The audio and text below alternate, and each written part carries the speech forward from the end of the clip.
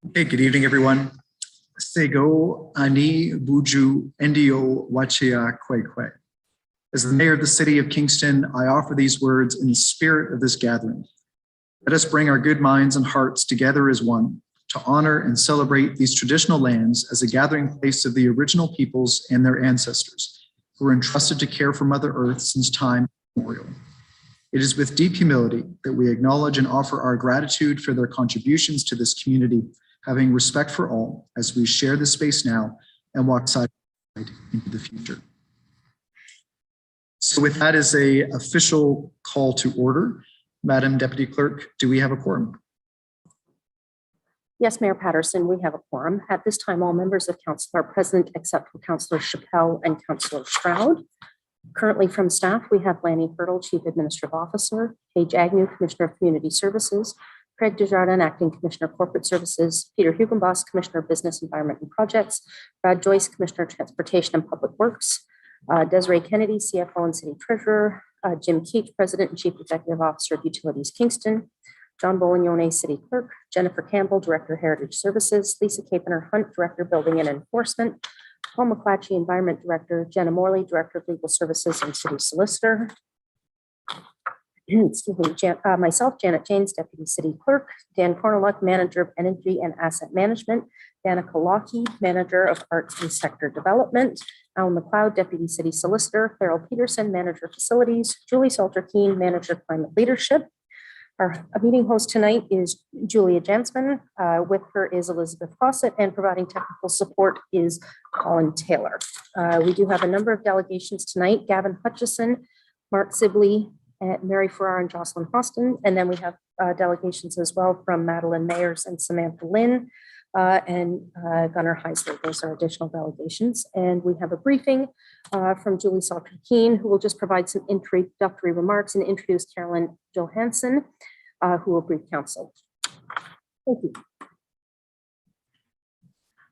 Okay, thank you very much. So council was meeting committee of the whole closed meeting. We discussed several items related to recruitment for the Commissioner of Corporate Services, proposed pending or acquisition or disposition of land related to the third crossing, and potential land transfers and approvals related to affordable housing. So with that, I will ask for a motion to waive the rules and have the clerk report. Thank you. The council rise to the committee of the whole. The rules of the procedural bylaw be waived, and the city clerk report. That is moved by Councillor Bowman, seconded by Councillor Doherty. Okay, all those in favor? Vote. And that's carried. Okay, that was the motion to rise, and now we are reporting out, and this is moved by Councillor Bowman, seconded by Councillor Doherty. The motion is that the individual recommended by the Chief Administrative Officer to Council and Committee of the Whole closed session at its meeting held on Tuesday, December 21st, 2021 for the position of Commissioner in Corporate Services be approved, and that the CAO be authorized to finalize with the individual the terms of employment for that position in accordance with existing compensation and employment policies and procedures, and that a public announcement of the new Commissioner of Corporate Services be made at a time to be determined by the CAO.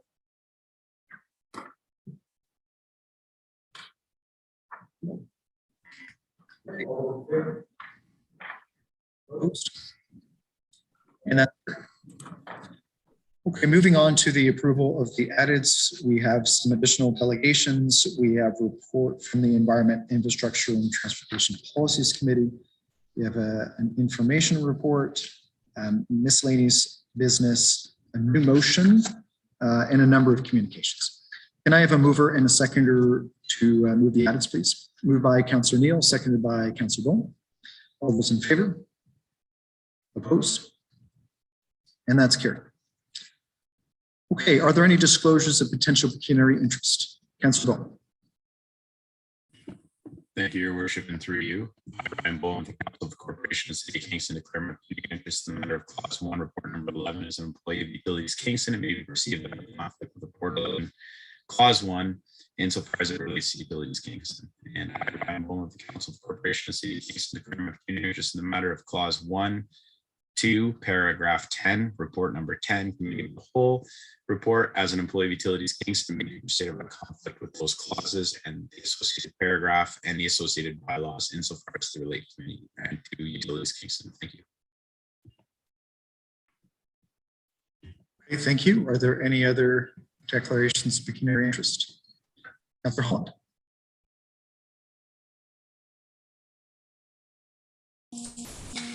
Thank you, Your Worship. I'm Rita Holland of the Council of the Corporation of the City of Kingston. Declare my pecuniary interest in the matter of new motion 2 with respect to on-street parking permit fees, as I'm employed by Queen's University.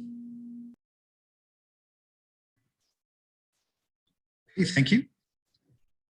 If there are no other declarations of pecuniary interest, then we will move on. We have no presentations this evening, but we do have several delegations. So first, we will invite Gavin Hutchison from 350 Kingston to appear before council to speak to clause 2, report number 7 received from the CAO with respect to the climate leadership plan. Just a reminder to all of our delegations that you have up to 5 minutes to speak, and then we will open up the floor to questions from council. So Mr. Hutchison, there you are. Welcome, sir. You have the floor. I understand that. There we go. Good to go. Okay. And just to figure out how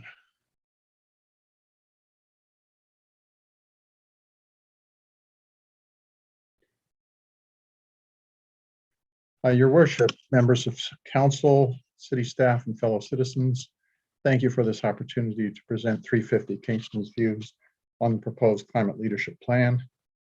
My name is Gavin Hutchison, and I'm a founding member of 350 Kingston.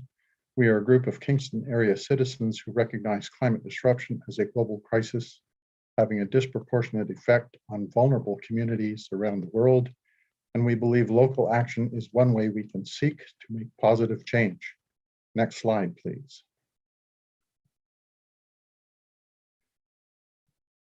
In December of 2018, this council took office just 2 months after the Intergovernmental Panel on Climate Change released its SR15 report titled Global Warming of 1.5 degrees C. This chart is taken from that report and shows 2 pathways. The steeper one to 2040 was predicted to give 67% chance of staying below 1.5 degrees C. 6 months later, you approved council strategic priorities, including targets for both the corporation and the community, to reach net zero by 2040. When I read your priorities, I was blown away. You must have referred to the IPCC's report. Bravo. You were completely aligned with science, the first governmental body I know of to do so. For example, the City of Toronto just advanced their net zero target to 2040 last week. Next slide, please. Scientists from around the world who study our planet's energy imbalance have been crystal clear on how we must cut our greenhouse gas emissions by at least half this decade if we want any chance to keep global warming within 1.5 degrees C. This chart is from the latest science summary shown to the negotiators at COP26 just last month. It shows several straight lines to net zero and the yellow colored straight line to 2040's probability for the planet. Probability that the planet will stay below 1.5 degrees C rise has dropped to just 50-50 from 67% in 2018. Next slide, please. Unfortunately, your climate action priority did not include intermediate targets after 2022. While it makes sense you did not want to set targets immediately beyond your mandate, it failed to direct city staff to the critical importance of achieving greater than 50% reductions this decade. As a result, the climate leadership plan before you today uses the 2030 target of 30% from Kingston's climate action plan dated 2014, shown in blue on this chart. This is totally contradictory to the latest science and means Kingston will not be doing its fair share towards saving a livable planet. 350 Kingston therefore respectfully requests that you approve an amendment to the climate leadership plan, establishing 50% as the minimum 23 target for both corporate, and community. I realize that today we do not have all the ideas needed to reach 50% by 2030, and that's okay. We all must keep scratching our heads for ideas and doing everything we possibly can to achieve this goal. Without setting this as the goal, we will never get there. As Nelson Mandela said, it always seems impossible until it's done. Next slide, please. Excellence in implementation is critical to achieving this difficult plan. The City of Kingston must play a key leadership role in this endeavor.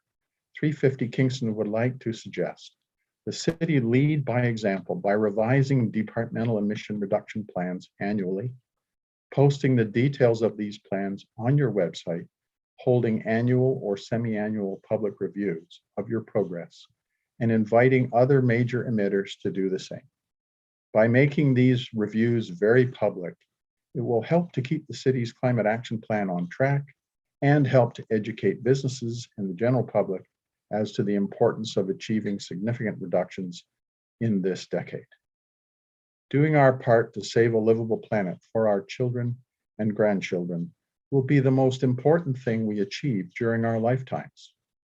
Thank you for your consideration in this very important matter.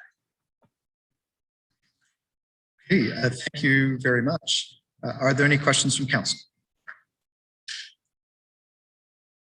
Okay, Mr. Hutchinson, thank you. With that, we will move to our second delegation. We will now invite Mark Sibley from 350 Kingston, who will also appear before council to speak to clause 2 from report number 7 from the CAO, also with respect to the climate leadership plan. Mr. Sibley, welcome, and you have the floor. Thank you very much. I'm Mark Sibley with 350 Kingston, and I'm the guy that sent you each a copy of Seth Klein's book, A Good War. Mayor Patterson, councillors, city staff, and fellow citizens, in 1969, I read Rachel Carson's book, Silent Spring, that outlined how bioaccumulating pesticides like DDT were threatening the fabric of life. I was filled with profound despair that for a while rocked my mental health. I recovered and mankind did recognize the threat and ban DDT. And while pesticides are still an issue, they don't keep me awake at night. Then came acid rain and the ozone hole, but the current climate emergency is the first environmental crisis that threatens global civilization itself and has no simple fixes. Let me start by complimenting Kingston on being a leader by declaring a climate emergency and creating a very comprehensive climate leadership plan. Gavin covered how targets must be based on climate science. I will cover the how-to side of the challenge. Next slide, please. For new builds, we must phase out natural gas. We should get creative and use permitting or bylaws to follow the lead of dozens of cities and disallow natural gas hookups. We should not expand the natural gas piping infrastructure. Our house is on fire, so we should not add fuel. The $3.6 million expansion of the natural gas piping infrastructure is an unfair taxpayer subsidy of a soon-to-be stranded asset.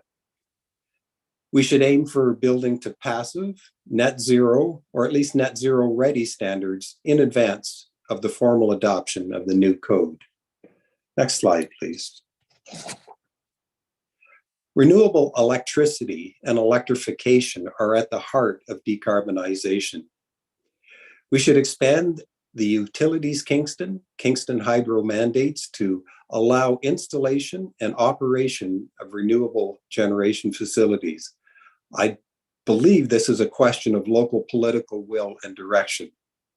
As a first step, we should ask them to look at all city-owned properties and report on their suitability for renewable electricity generation with a view to having a first demonstration project operational in 2024. Next slide, please. Decarbonizing buildings is a daunting task. I watched Julie Salter-Keen's presentation to committee last Tuesday on the rebranded Better Homes Kingston program, and I must say it ticked many of the boxes on my wish list. Kudos.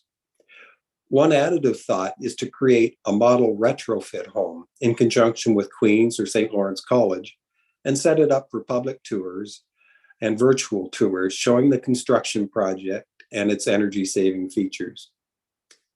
The Podium Developments project at 575 Princess Street shows how big buildings can be electrified. Many of Kingston's large buildings are on the water, and this makes water source heat pumps a very practical consideration for retrofits. Next slide, please. I must congratulate the city on its past moves to add express buses, to increase student access, and to purchase 2 electric buses. Kingston's pre-pandemic ridership increases are something to be proud of. I know the city has targets for the electrification of the vehicle fleet, but I think the timeline needs to be far more aggressive. We should have all new builds of single or multi-unit dwellings with indoor parking include pre-wiring for level 2 electric vehicle charging. And we should further expand the active transportation network with more emphasis on separated trails. It would be a wonderful legacy for this council if a further strengthened climate leadership plan put into action with community support truly made Kingston Canada's most sustainable city. To that end, please amend the climate leadership plan with a 2030 target of at least a 50% reduction in greenhouse gases for the entire city.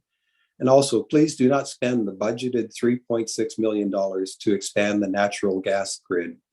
And please set sunset dates for new hookups. Next slide, please. Thank you for your attention. And I've included more details in the appendix of my presentation. Thanks again. Okay, thank you very much. Are there any questions from council? Okay, thank you very much, Mr. Sibley. With that, we'll move to our, I'm sorry. Sorry, Mr. Sibley. I think that there is, someone's waving at me that there's a question, but I don't see anyone raising their hand. Councillor Chappelle. Oh, I don't have him on my screen.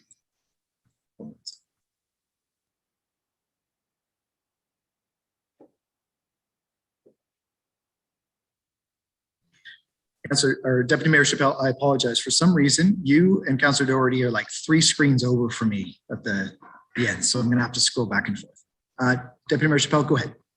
Thank you, Your Worship, and I'm certainly here present. My question for Mr. Sibley was triggered by the comment about stranded assets with the natural gas facilities.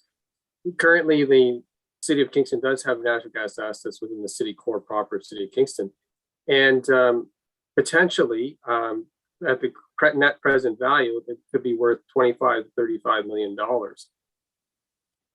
Do you see selling those assets, getting some equity out of those assets and using it for climate adaptation a good idea, or is it something that should be considered by council? I'm just curious because you're so focused on natural gas as an issue. Yeah, thank you. And through you, Mr. Mayor. The natural gas piping infrastructure, the first priority would be not to expand it.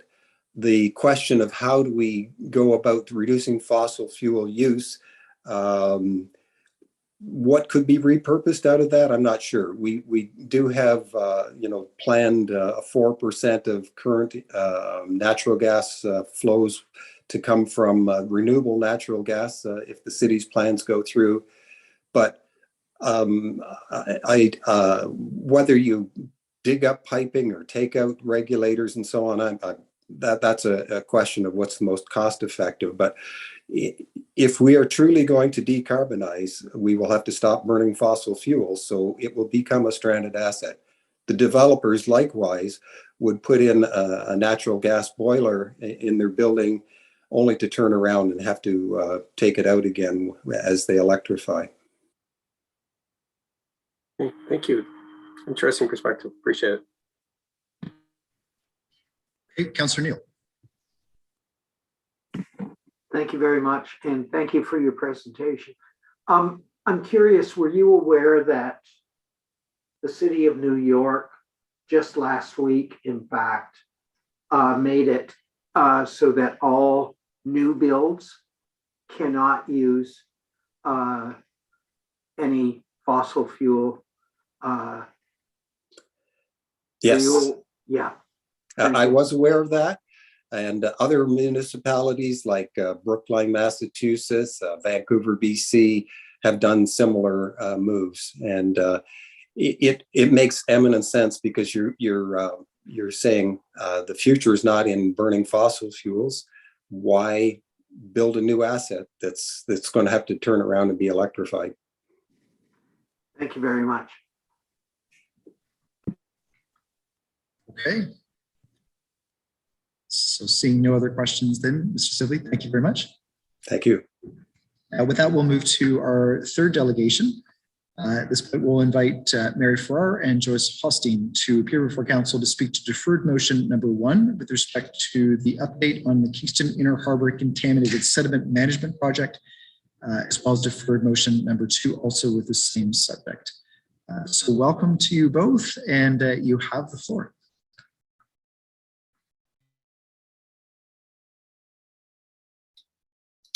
Oh, good. The unmute worked this time, thank heavens. Okay, so thank you so much, everybody. The more I learn about all the various levels of government, the more I'm in awe, honestly, of all of what you do. I just can't imagine how you do it. So I am here speaking on behalf of our science subgroup of the Friends of Kingston Inner Harbor, which consists of Peter Hodgson, who is a retired professor of environmental science, and Herb Helmstead, who is a retired head of Department of Earth Sciences at Queen's, and Gerhard Pratt, who is the former head of Earth Sciences at Western. And recently Joyce Hosteen has joined us. If I suddenly go off the computer, it's because my cat has jumped on my laptop, on my computer, so I apologize. I'll try and hang on to her. So I was going to begin with a bit of an overview about the science that's currently happened to date, including Jeffrey Jackman and RMC and Golder. But I think honestly, it would be best to have a full hour separate council meeting where you can hear from the horse's mouth rather than me, because it's such a complex issue, and to try and push it all into 5 minutes with such a huge agenda tonight just didn't seem to be possible. So I'm hoping that that will really be possible. So there are 5 things that I want to address. The first is the cost to taxpayers of the proposed cleanup of the Inner Harbor, the potential follow-up cleanup being required, and potential cost of purchase at fair market value. The second item is the cost to taxpayers of invasive engineering approaches versus nature-based remediation. The third is concerns about the quality of the evidence and the assumptions and value judgments underlying the risk assessments. The fourth is environmental benefit versus environmental cost, and finally, recommendations. I'm not going to be able to do all of this, so it is in the addendum. And if you can click on to the addendum and have a look at it, you can follow what I will be able to cover. Mayor Patterson, I'd really appreciate it if you'd give me a 1 minute cue, and I'll try and cut to the chase at that point if possible. Okay, so the first thing, cost to taxpayers of the proposed cleanup, which really worries us all. We do agree that there are contaminants in the Inner Harbor, and that in an ideal world, they would be cleaned up, but we do have really, really serious concerns that we think have to be addressed before the city really agrees to collaborate on $70 million with $10 million of city taxpayer dollars involved. So the thing is, there is no firm proof that the problems in the reports are actually caused by legacy contaminants. That's the first point. It seems a little bit of a blind spot in the RMC people. They had control groups north of Bell Island, but no control groups in Lake Ontario, whereas it's really known that PAHs are throughout Lake Ontario.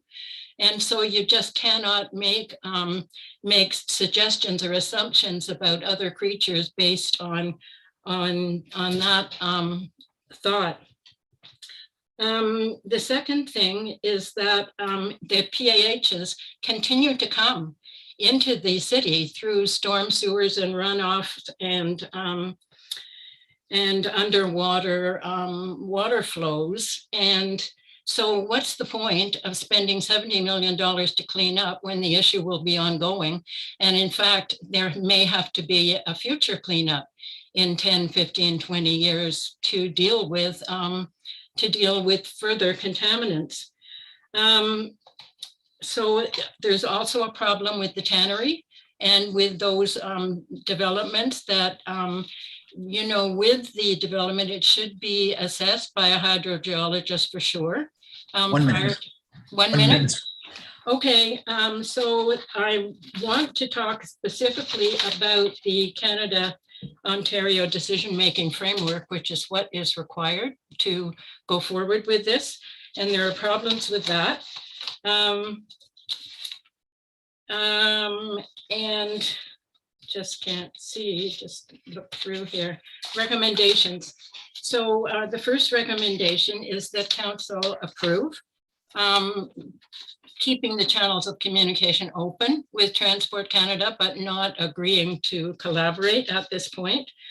The second recommendation is that council and the mayor really do agree to have a 1-hour meeting with these scientific experts that do not have legacy issues or, things that consultants issues that they have to deal with.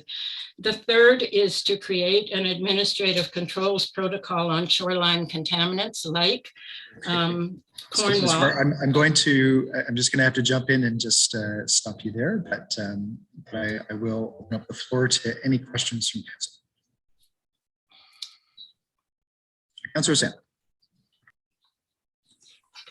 Thank you very much, Your Worship. Through you, thank you for your delegation, Ms. Farrar. You always are full of information and wealth of knowledge about our topic. So where you talked about the Canada-Ontario decision-making framework, in a couple of short sentences, you said you had concerns with that framework. I've never heard of this framework. Can you describe them? Well, it's a format that has to be used to figure out contaminants, and that the Boulder Group has certainly been forced to use.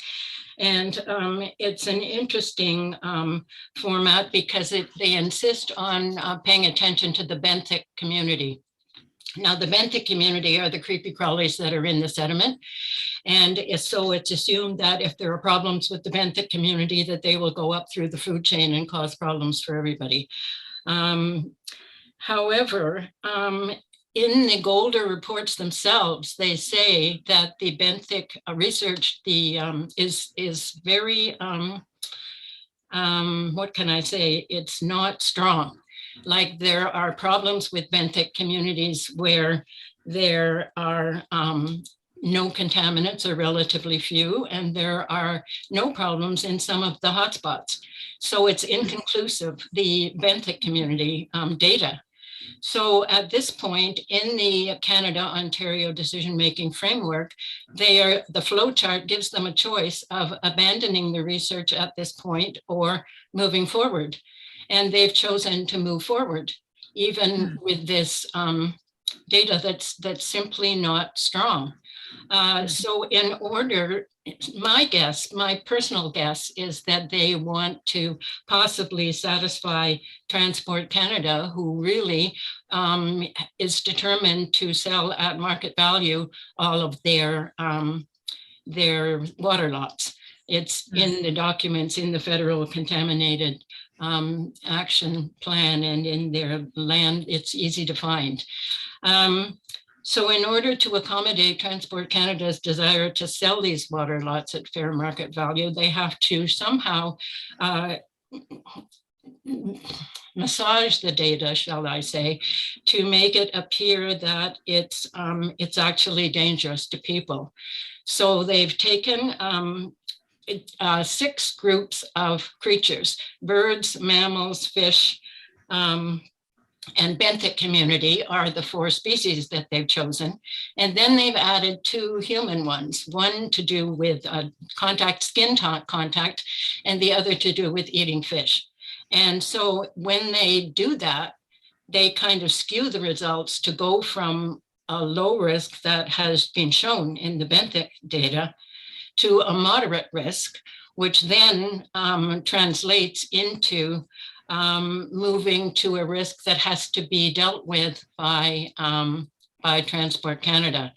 And this, it's based on a value judgment that that these 2 human species, so to speak, are the equivalent of the other 4 species. And it's of note that no turtles no amphibians and reptiles are included at all in any of these 6 species. And we know that that the reptiles and amphibians, the turtles particularly, are very dominant species there and should be dealt with. So my concern is that they have leapt into suggesting that it's dangerous to humans when in fact it isn't. I mean, if you are really going to find it dangerous for people, the toddlers would have to eat the sediment, or someone, these are their examples, someone would have to stand for a minimum of 2 hours barefoot in the sediment for some of the sediment contaminants to leach into their bodies. These don't happen. And in terms of eating fish, it's considered fine to have a sign, to have warnings saying do not eat the inner harbor fish. So why not have signs saying do not swim, do not wade? That would have the same benefit and wouldn't cost $70 million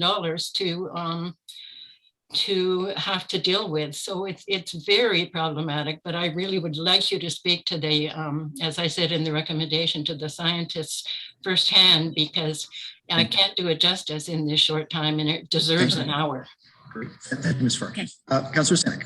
Okay, thank you so much for that answer. And I also just want to ask a question to Ms. Hostin, who we weren't able to hear from, but is there one recommendation that you would like council to hear?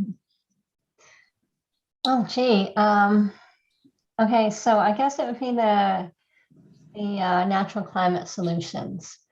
So right now, the inner harbor and what they're looking at with that, and that goes towards recommendation 4 that Mary had in there, is that right now, all the approach is entirely based on engineering solutions that are being abandoned.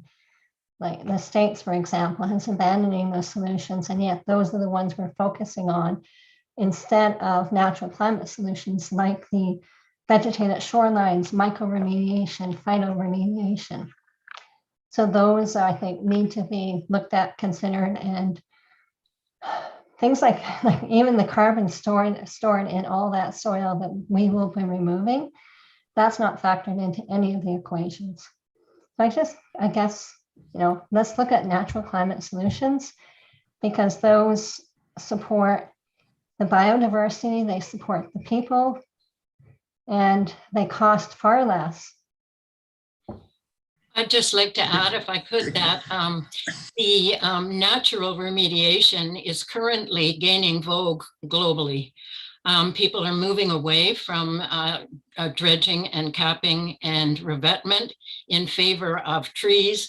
Like in Japan, the tsunami, the concrete shoreline gave way and the treed shoreline survived. And currently in Japan and in China, they are planting trees and shrubs along shorelines as a much better method of dealing with erosion and with preserving the shoreline than any of these old methods. And I really think that in 15 years or 20 years, when everybody's doing natural remediation, people will look back if council approves to go ahead with this and say, oh my God, they actually did that back then.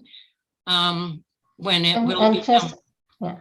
And also like the concept of the sponge city. So many cities are moving towards that concept where the watershed, where the wetlands and the forests absorb the water and clean it. And hardscaping won't allow that to happen. So it can actually increase contaminants and increase the risk of flooding. And the Thank you- one thank you final very- thing, So Ms. Farr, I'm just going to pause there just in the interest of time, but I do see other hands. So next is Deputy Mayor Schiff. Thank you, Your Worship. Thank you very much for your presentations. One of the comments that was made, like I having had the opportunity to walk on this property, that it seems to me that the wildlife and natural resources appear to be quite abundant in the Kingston Inner Harbor. You know, I saw cranes, I saw all sorts of birds, even turtles basking. And so it's clearly not, as some people would describe, as a desert of toxicity. So my question to you is looking at the research you've taken into consideration and the abundance of the different species that are certainly there, has in what you've read that's being proposed for this abatement, has there been any assessment of the ecological impacts of the dredging and what the impacts of sediment capping would be, and how that would impact the biodiversity afterwards? no, short answer. And yes, it is a totally vibrant community of, ecological species of many sorts, different ecosystems. And we're particularly concerned about dredging because if you dig a big hole, then all of the other sediments will refill. And possibly some of the legacy contaminants will come to the surface to fill up that hole. And that's one of the reasons where it may have to happen over again, the dredging. Yeah, and we're concerned about the removal of all of the plants, even for a short period of time, that provide food and that provide hiding places for the little hatchlings that we've spent, 5 years with 50 volunteers each year protecting these hatchlings, and they'll suddenly be out and be demolished by predators. So we're definitely concerned about that.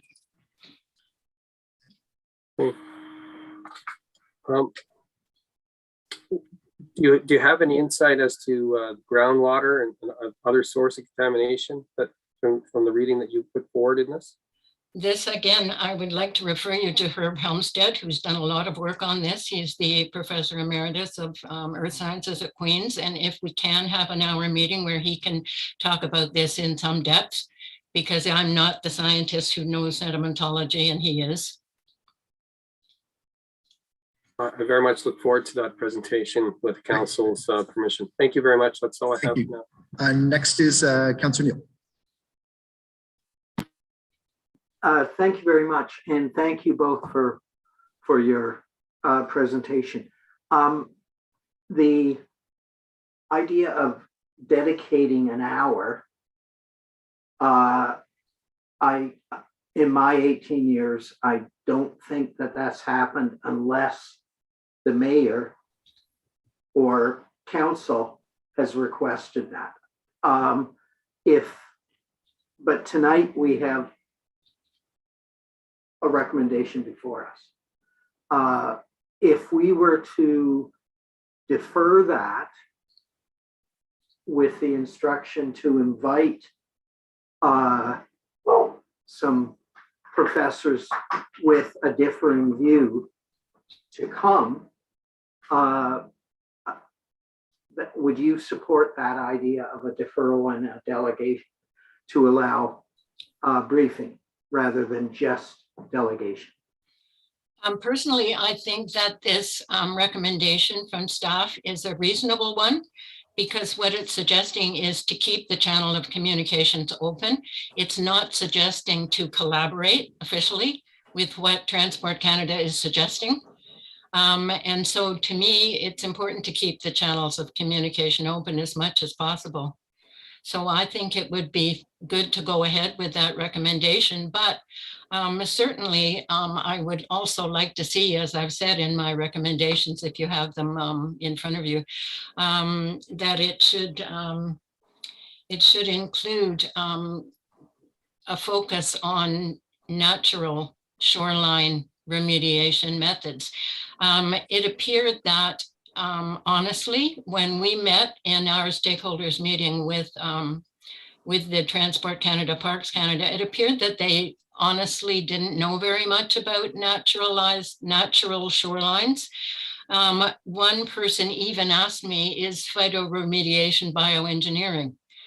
And that was a bit jaw-dropping, because these are supposed to be the people who are experts. So I am feeling what I would really like to see is, working together with Paul McClatchy and the other stakeholder groups together to try and do what we can to introduce the Golder people to the benefits of bioengineering and bioremediation. Because I think what's happened is that they've gone with the tried and true. They've always done the dredging and capping, and so there wasn't really any need for them to become familiar with newer methods. Thank you. Okay, are there any other questions? Okay, Ms. Farrar, Ms. Hostin, thank you very much. And wishing you all wonderful new beginnings on this solstice. Thank you, thank you. So with that, we'll move to, so we have two more delegations, but they do require motions of council to add them. So first, moved by Councillor Neal, seconded by Councillor Osanek, that our procedural bylaw be waived in order to allow Madeline Mayers and Samantha Lynn from Youth Climate Action to speak to clause 2 of report number 7 from the CAO with respect to the climate leadership plan. All those in favor? Opposed? And that's carried. Next, moved by Councillor Osterhoff, seconded by Councillor Neal, that our procedural bylaw be waived to allow Gunnar Hissler to speak to deferred motion number 3 with respect to the approval of application for heritage permit 85 Sydenham Street. All those in favor? Opposed? And that's carried.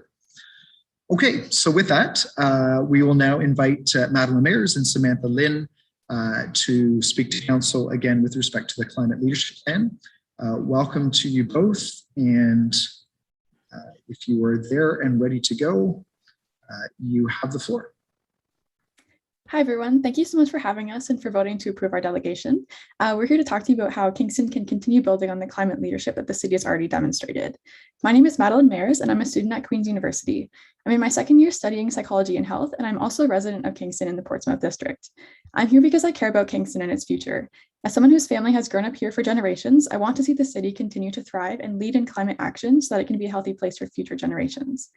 This multi-generational attachment to the city is what has motivated me to speak with you today and to join Sam Lynn and KYCA in advocating for this strong climate action. Thank you so much, everyone. It's so great to be speaking here with you all. I'm also a Queen's student and a Kingston resident, and I'm here because I'm 19 years old and I care about my future and the lives of generations to follow.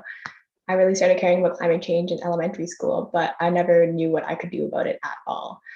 I still remember the images of floods destroying homes and forest fires wiping out entire areas, which are all realities that continue to hit us harder and harder here in Canada.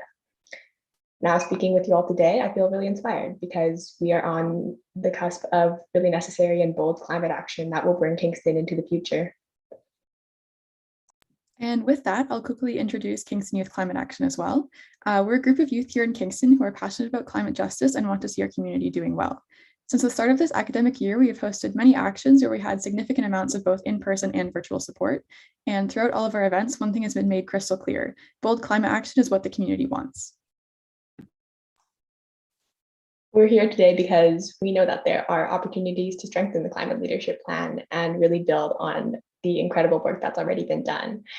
We're here representing the community and are asking you to do whatever is possible to tackle the climate emergency and to ensure that Kingston can continue to be a climate leader and pave the way for other cities to constantly be thinking about how they can be as strong as possible when it comes to climate action. I think as youth doing this organizing work, we really see climate action as an opportunity to reduce inequality and to make our communities stronger and better. We know that we can build more resilient communities in the face of more frequent disasters, and that starts with us right here, right now.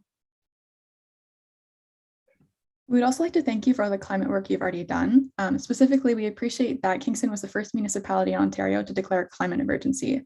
So it's a really important step that helps to show the urgency of this crisis and motivates action now. We also want to mention all of the work that has been done with Kingston's transit systems, including the increased accessibility of transit passes, especially for students, and increasing numbers of electric buses. We really want to build on all of this success and do as much as possible in the future.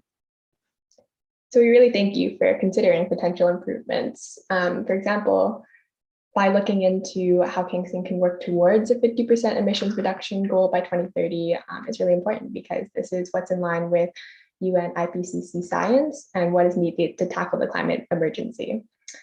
And to achieve this, we know that we can really work together with existing community groups that are implementing climate solutions and doing this incredible work. For example, Loving Spoonful doing work to ensure fresh food access for residents, or Little Forest Kingston, who are replanting forests and restoring biodiversity, or the caretakers of Bell Park, who are protecting local diversity there. We know that the City of Kingston can be a leader, but we don't expect you to do it alone. KYCA will continue to work with other groups like Just Recovery Kingston and 350 Kingston to bring the community together and make use of each group's different strengths, because working together is always better than working individually. We will also be working at other levels of government to help support municipal climate action. Today, Sam and I are representing the masses that would be here as well. People are constantly reaching out to us to learn about upcoming actions and what they can do to support us. Just to reiterate, climate action is what the community truly wants. There's been significant public support for upstream climate action, specifically improvements to the Climate Leadership Plan. People are sending emails, posting on social media, attending rallies, and talking to you all as elected officials as well, and even watching this meeting as we speak to show how important this is to them. So to conclude, strengthening the Climate Leadership Plan and Kingston's commitment to climate action is really an opportunity for Kingston to lead the way. This is our opportunity to make sure that future generations can continue to thrive. So thank you again for all that you've already done. We know that you've already been stepping up as leaders and doing things like creating a whole climate leadership plan, but now is not the time to slow down. So thanks so much for your continued commitment to climate action and protecting our communities and making sure that we can be more resilient for the future. Okay, thank you both very much. Are there any questions from council? Councillor Holland.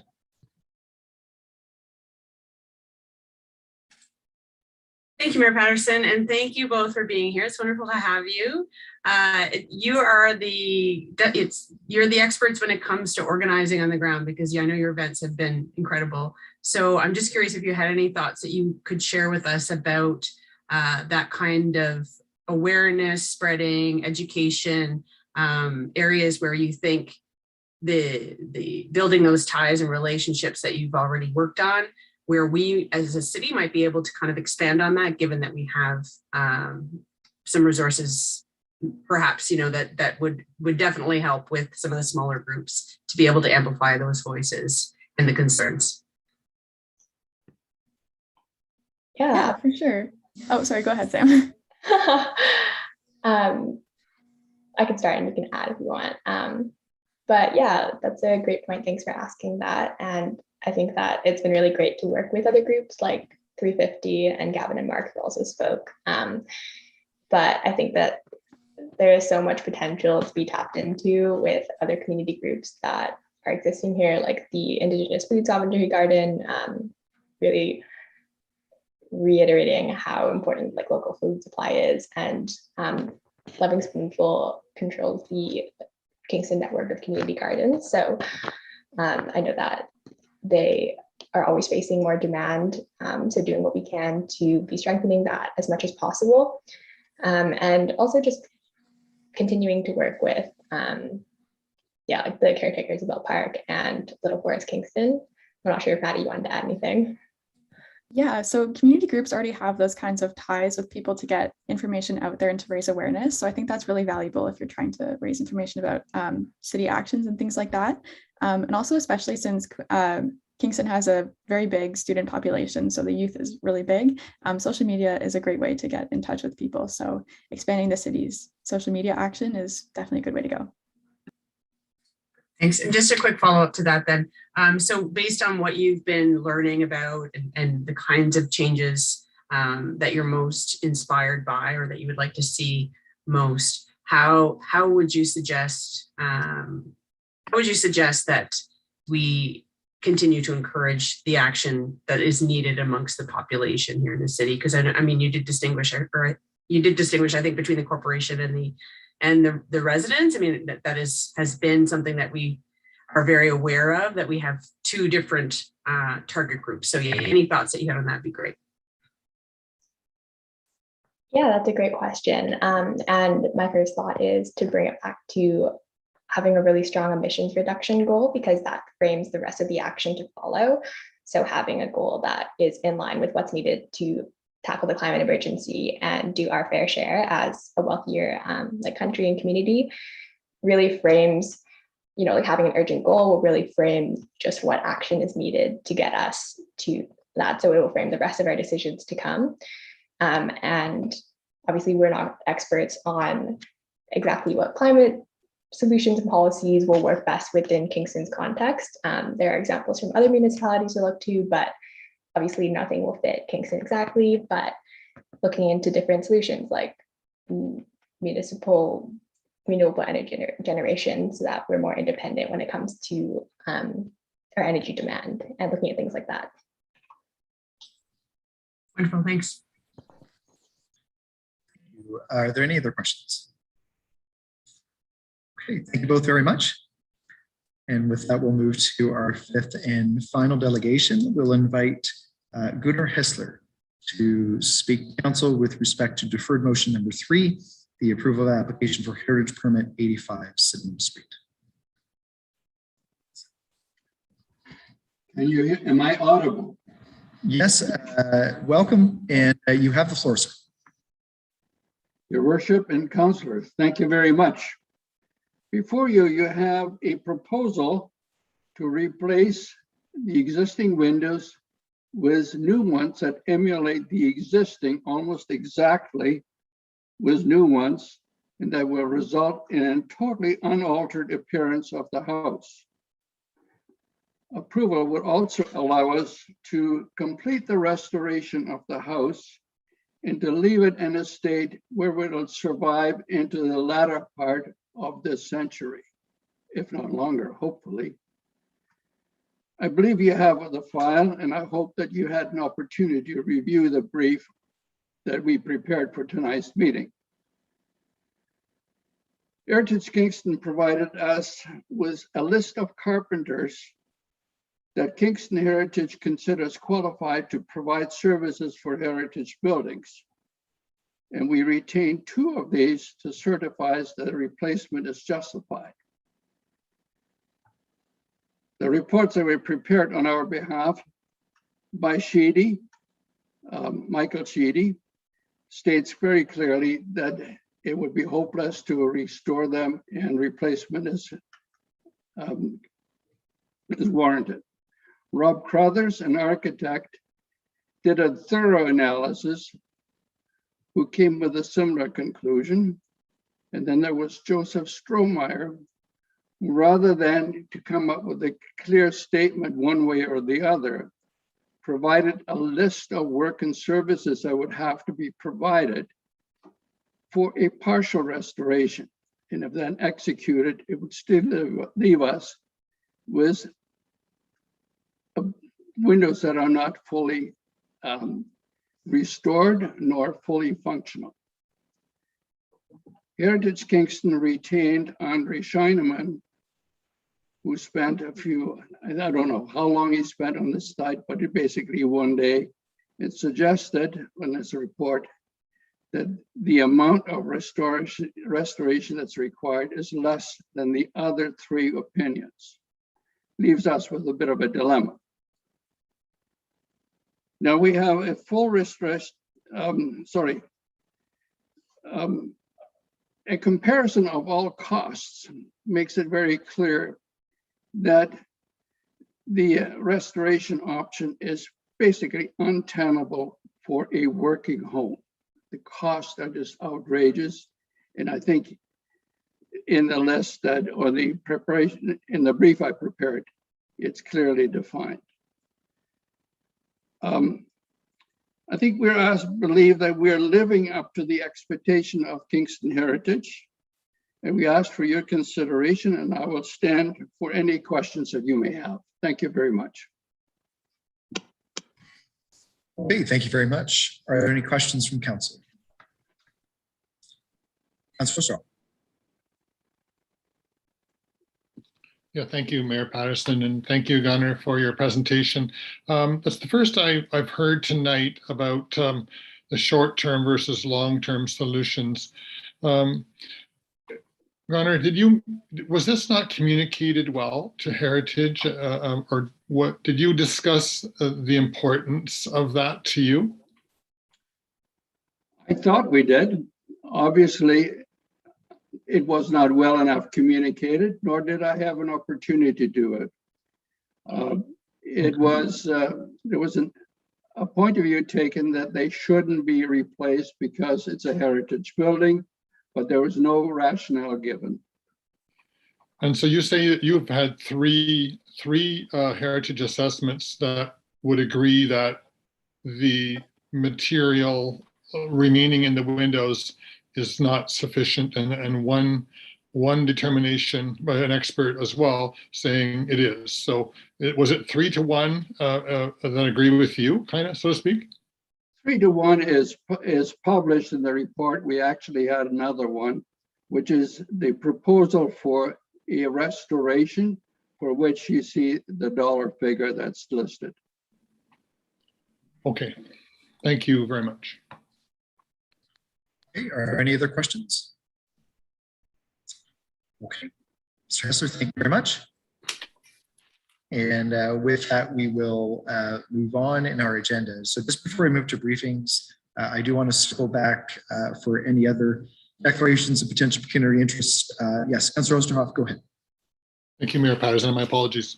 I, Gary Osterhoff, the Council of the Corporation of the City of Kingston, declare my pecuniary interest in the matter of the operating and capital budget approval related to Kingston Access Bus, as I have a family member using these services. Thank you very much. Thank you. So with that, we'll now move to briefings. We have one briefing. Julie Salter-Keene will provide introductory remarks and introduce Carolyn Johansson, Senior Consultant of Net Zero, who will brief Council on Clause 2, Report Number 7 from the CAO with respect to the Climate Leadership Plan. Ms. Salter-Keene. Thank you, Mr. Mayor. There is a presentation. Great, thank you. Good evening, and thank you, Mr. Mayor, members of council, staff, and members of the public. I'm very pleased to be here this evening to present the Climate Leadership Plan for consideration of council this evening. With me as well is Carolyn Johansson. She is a team manager with Net Zero with WSP, and she'll be speaking as well with me tonight. As well, we have Christina Schwanzes, who is the project manager with WSP, who led the development of the Climate Leadership Plan. Next slide, please.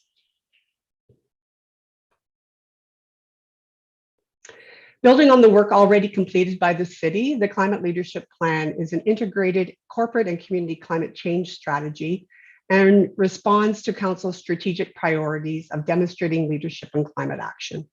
The Climate Leadership Plan assesses the likely impact of ongoing initiatives and outlines objectives and actions to chart a path to achieve the city's target of carbon neutrality by 2040.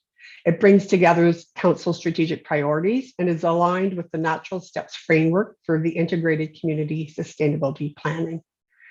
40 city staff and local experts were brought together to form the mitigation and adaptation technical teams, and the teams provided diverse sector perspectives on how Kingston is affected by climate change and gave feedback on the actions to reduce the emissions across our businesses, institutions, and the communities. These team members put in countless hours in the development of the plan, and I would like to acknowledge their commitment and dedication in the development of the plan over the last 18 months. Next slide, please. Over the 18-month period, staff working with WSP undertook an extensive public consultation where more than 990 community members helped shape the plan. The number of citizens that were able to engage throughout the last 18 months in COVID is a big highlight for me and our team. And this is what we had set out to do back in 2019. And the community really supported the process throughout, and we are absolutely amazed with this input. Next slide, please. Community-wide action is vital to achieve carbon neutral in Kingston. Not only does the city need to reduce emissions across all our operations and assets, but as a community, we must work to lower emissions throughout. Collaboration and consultation with community groups and organizations will continue throughout the implementation of the Climate Leadership Plan actions. Similar to the Working Group on Climate Action Framework that Council established in 2019, a strategic framework will be developed in collaboration with the numerous organizations and groups that were important in the development of the plan to ensure community-wide action on the implementation of the plan. And with that, next slide, and I will pass it over to Carolyn. Thank you. Thank you. In Council's 2019 to 2022 strategic plan, there's an outline of emission reduction targets progressively from a 15% reduction in 2020, a 30% reduction in 2030, and carbon neutrality by 2040. When we began work on this plan almost 2 years ago at this point, our aim was to develop a pathway in line with these existing targets. Next slide. As Julie has already said, we looked at existing and planned actions. We looked at external influences such as energy policy, uptake of new technologies through different drivers and policy scenarios. The final climate leadership plan is organized into the 4 sectors that align with the community greenhouse gas inventory, namely buildings and energy production, transportation, waste, and food and forestry. We defined 9 mitigation meaning climate emission reduction objectives, long-term objectives, and a final objective related to best practices for climate resilience and adaptation planning. Within the 9 mitigation-related objectives, there are 54 specific actions, some of which are community-led, some of which are corporate-led, and some of which will require extensive partnership between these 2 groups. Next slide, please. Buildings and energy production being the largest source of emissions within the community inventory, 41% of emissions in our baseline year. We have 5 objectives within this sector related to local production of renewable and low carbon energy, accelerating uptake of building retrofits for different building types, residential, institutional, and commercial, and then finally ensuring that any new construction projects within the community don't sort of cause an increase in emissions that will cause the targets to be harder to meet over time. So next slide. Transportation being the second largest sector at 36% of emissions. We have 2 objectives here. One in support of active transportation, transit-oriented development, and encouraging overall a shift to sustainable modes of transportation and less reliance on personal vehicle use for transportation that is still going to rely on personal vehicles, encouraging a shift to electric and renewably powered vehicles rather than diesel and gasoline powered vehicles. Next slide. Our final 2 sectors here on this last slide, food and forestry at 19% of emissions. The objective there is related to the way that the community inventory is set up. Emissions within this sector are related to food miles, transportation of food into the city, and therefore strengthening local food systems to reduce dependence on high carbon imported food is that key objective for that sector. For waste at 4% of emissions, the city is already working hard on its biogas master plan to produce renewable natural gas locally from organic waste sources. In alignment with this, adoption of other low carbon fuels is captured under the sector. Next slide. Overall, the 54 actions outlined within the plan would lead to a reduction in emissions of more than 500,000 tons per year across the community, a substantial decrease in community energy cost and job creation of around 4,000 jobs per year. It has numerous climate resilience benefits, including access to renewable backup power, resilient local food systems, and healthier and active communities.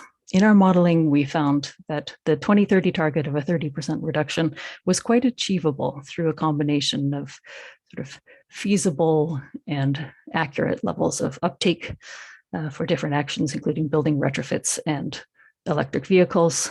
We did find that in order to achieve carbon neutrality by 2040, that there was a gap to achieving this target that would need to be addressed through updates to this plan, which we are recommending on a 5-year cycle. Next slide, please. So this is a bigger version of that same chart. Those future emissions reductions are that dark gray wedge off to the right of your screen after 2035. Potential sources of those emissions reductions could include changes in energy policy. We saw in the federal mandate letters just last week that there will be support for net zero electricity in all provinces. And that is now becoming a federal mandate, although electricity generation is a provincial jurisdiction. New technology, faster uptake of some of the actions that are identified within the CLP. There are numerous sources to achieve these emissions reductions. About 65% of emissions can be reduced by 2040 through the actions outlined in the plan, another 35% to be reduced through these future actions. Next slide. Good. On the climate adaptation and resilience side, we worked with the adaptation technical team and city staff from different departments to complete a vulnerability and risk assessment, which looked at climate impacts to Kingston's residents, including vulnerable populations, its economy, its infrastructure, and the environment. We outlined best practices within this section of the report to assess and reduce risk from climate change, including protecting and expanding tree canopy and green infrastructure assets.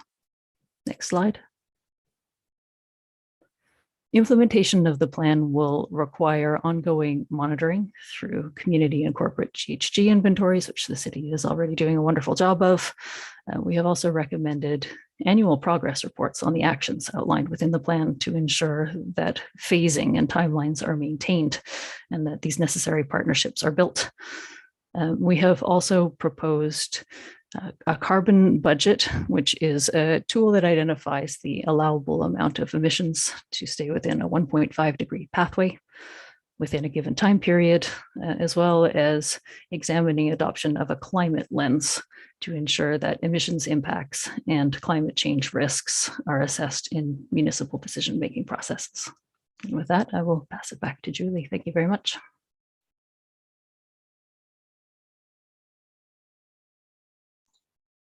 Great, thank you. Next slide, please. So really, this is just touching on what Carolyn just went through. Staff's recommendation of the endorsement and the implementation of the Climate Leadership Plan are included in your Council Report 22-022. And regular reviewing emission reductions, achievements, and the status of actions outlined in the Climate Leadership Plan will be vital to maintain the success of the plan over time. And public reporting of results provides the accountability and identifies opportunities for the corrective action. And following monitoring tools, like Carolyn talked about, the carbon budget, the climate lens, and the establishment of the community strategic engagement framework modeled around the working group in climate action will be vital to the implementation of the community actions identified throughout the Climate Leadership Plan. And with that, thank you. And we are here for questions. Thank you.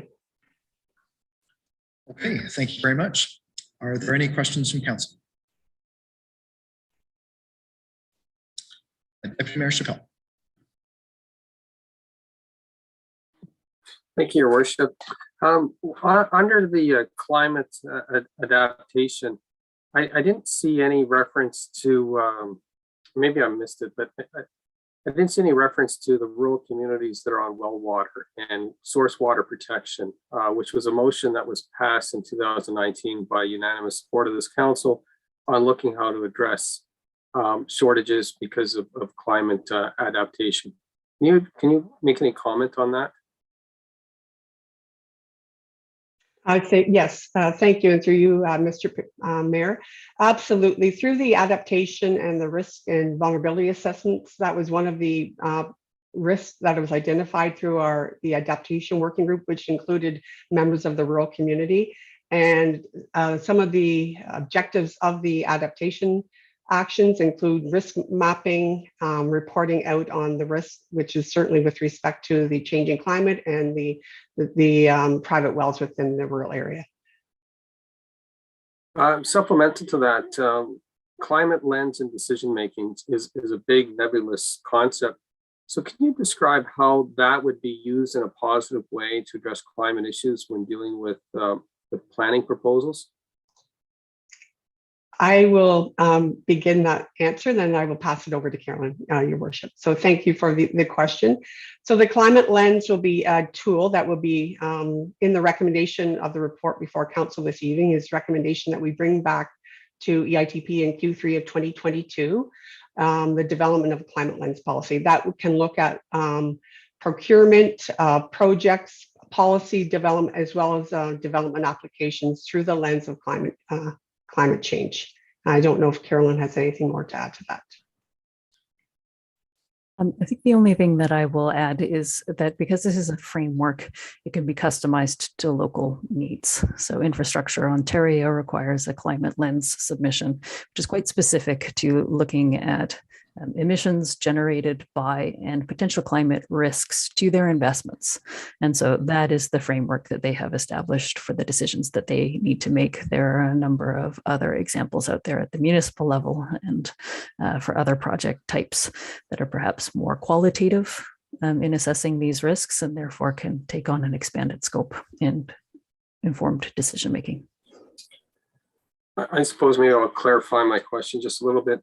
The issue I see is if there is a project that's being proposed by a developer that does not take climate issues into consideration or its negative impact on climate and climate mitigation or GHG mitigation, would this particular policy proposal have a stronger commitment from, say, council or staff to say no to a proposal because it doesn't comply with the city's direction, or would we be overrun by the official plan or the provincial policy statement?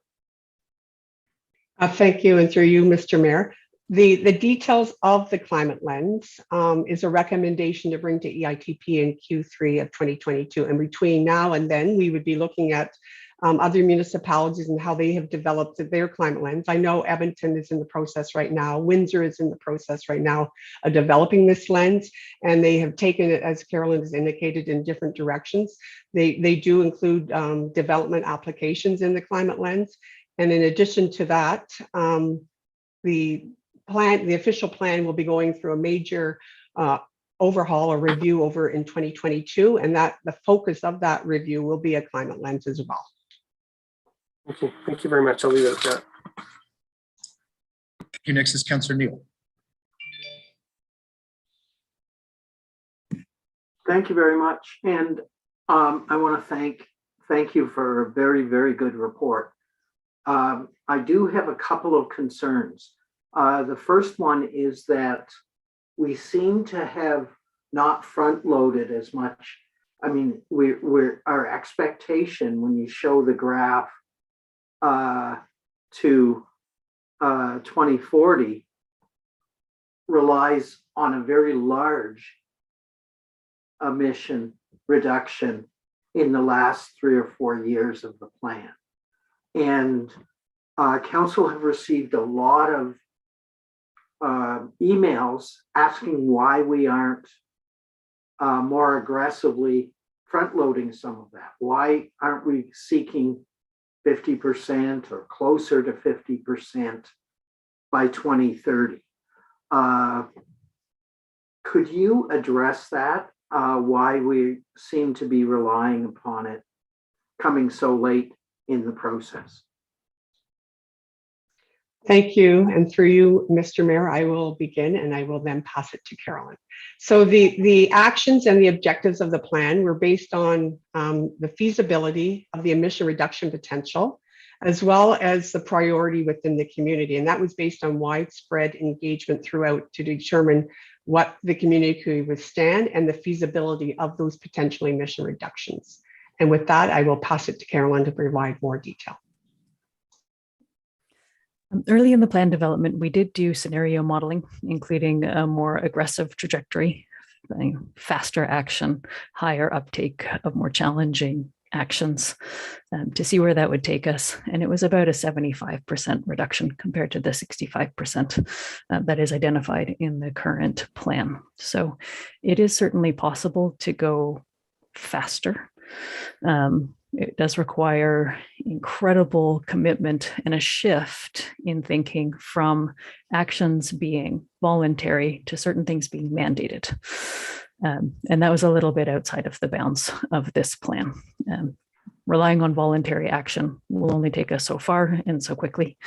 And so I think there are some discussions to have around adopting a 50% reduction target in line with current climate science.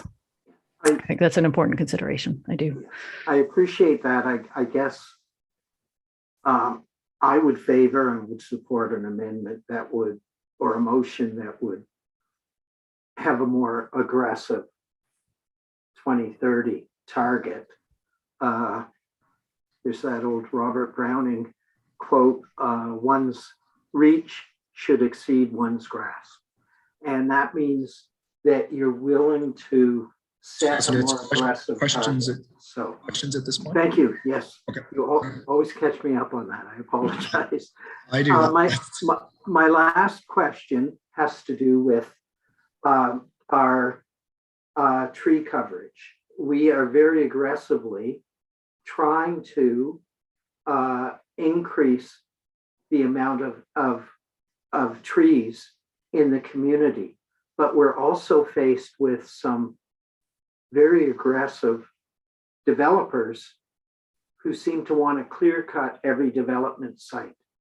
And there is a no more clear cutting group that's become very active. How important is the tree coverage to us reaching our targets? I will let Carolyn answer that. Thank you, Your Worship. Tree canopy is very important from a climate adaptation and resilience perspective. You know, our green infrastructure assets, their impact on human health and wellness from a pure carbon reduction perspective, a carbon storage perspective. The tree canopy in Kingston is quite a small contributor.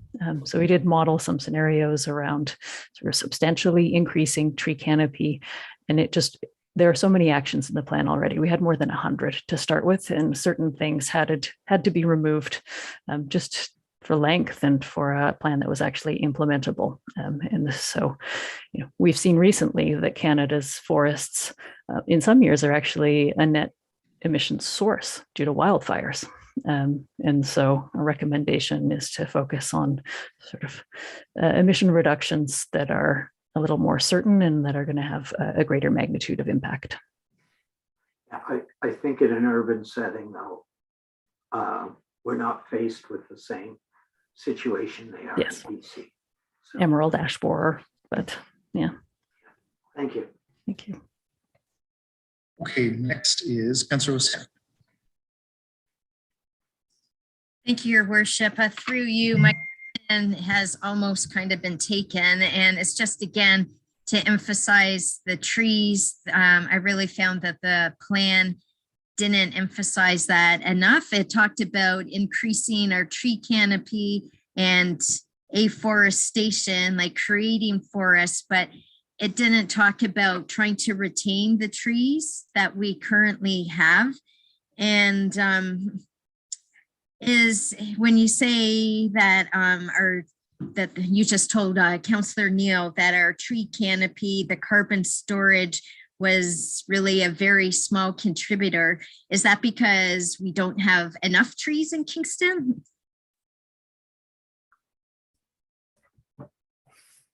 I did meet with a representative from the Cataraqui Region Conservation Authority who was responsible for rolling out some of the tree planting programs. And I believe that he told me that, you know, the tree canopy may not be fully within the municipal bounds, but sort of within his jurisdiction.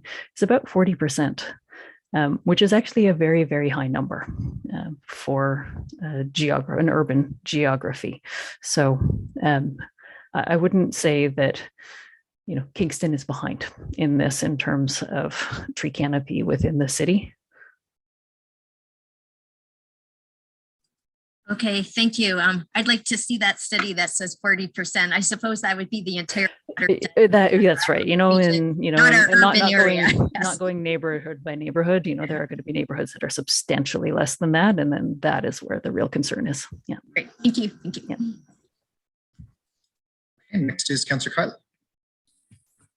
Thank you so much, Mayor Patterson. Thanks for the presentation and the terrific report. I'm sure we'll have time to comment on all its strengths a bit later on, but I just had a few questions about the relationship to other jurisdictions. It actually came up in the comments during the presentation a moment ago that the federal government will now regulate provincial energy production. Could that be clarified? Maybe I misunderstood what was said.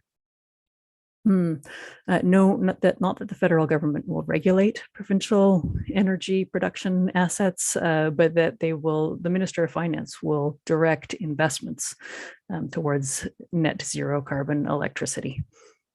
All right, thanks for clarifying that. And then also relatedly to jurisdiction, when it comes to the Ontario Building Code, could staff talk about some of the incentives that Council has passed recently or new incentives that are proposed to get private sector development to move towards lower carbon intensive building? Yes, and thank you through you, Mr. Mayor. Certainly the Better Homes Kingston program that is on the agenda this evening that went to EITP last week with confirmation that we did receive our funding from the FCM, $15 million to launch our Better Homes Kingston program, which is a 4-year program for retrofits of residential dwellings. So that will be a major contributor to our reduction in GHGs in the building sector, which is identified within our actions. And the other one is our Green Standard CIP to incentivize the construction of new buildings. As you know, the Ontario Building Code is at a certain level and we can't exceed that, but certainly with our Green Standard CIP, we'll be able to incentivize that new construction. And with the 2030 net zero target, as I have been indicated a few times, if that is accelerated, then that will change our reduction targets as well. So there's a lot of good work that we will be launching in the new year that will be certainly addressing our reductions in the building sector. Thank you. And my final question is supplemental to that. Is it possible to say then that lobbying other levels of government to do more in their respective jurisdictions would actually help our emission targets in terms of bringing down CO2 in Kingston? Yes, thank you. And through you, Mr. Mayor, and Carolyn might want to respond, but absolutely. That is actually one of our actions that we work with the other levels of government to be able to have those policies in place so we can reduce our GHG emissions at the same time. Thank you so much. Thank you. Next is Councillor Hutchison. Thanks, Mr. Mayor, through you. Often plans like this have what you might call leakage or gaps where they take you away from your targets. So I've got a couple of questions about that. In the plan, it talks about new construction, major renovations will aim for net zero energy. Then it adds where feasible. So I'm wondering what that means in that context, where feasible. I'm looking at Ms. Johansson. I will pass that to Carolyn. Thank you. Okay.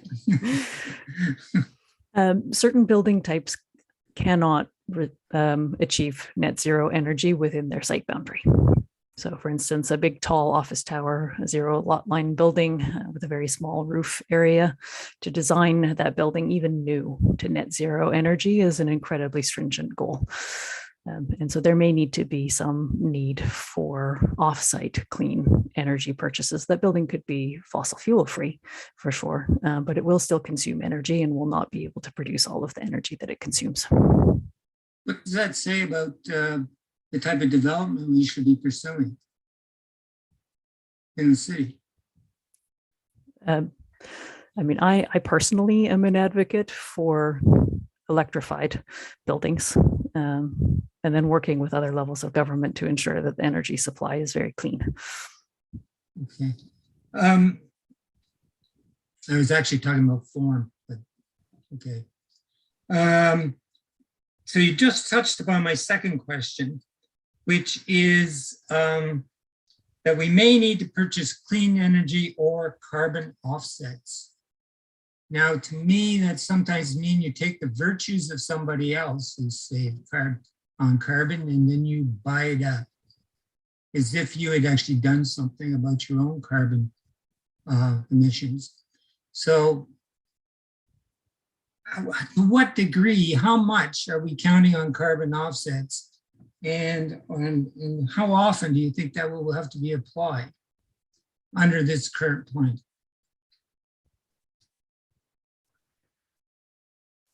So under the community inventory, one of the most difficult emission sources in there are food miles. So indirect emissions from transportation of food into the city. The only sort of mitigation actions that can be taken for those particular emission sources are local food production, which is incredibly strong in the city and is identified in the plan as an objective. Not every community inventory for every municipality includes that particular emission source. And so you have a little bit of a challenge there. About 13% of remaining emissions in 2040 are specific to transportation of food, which is difficult. About another 20% is buildings.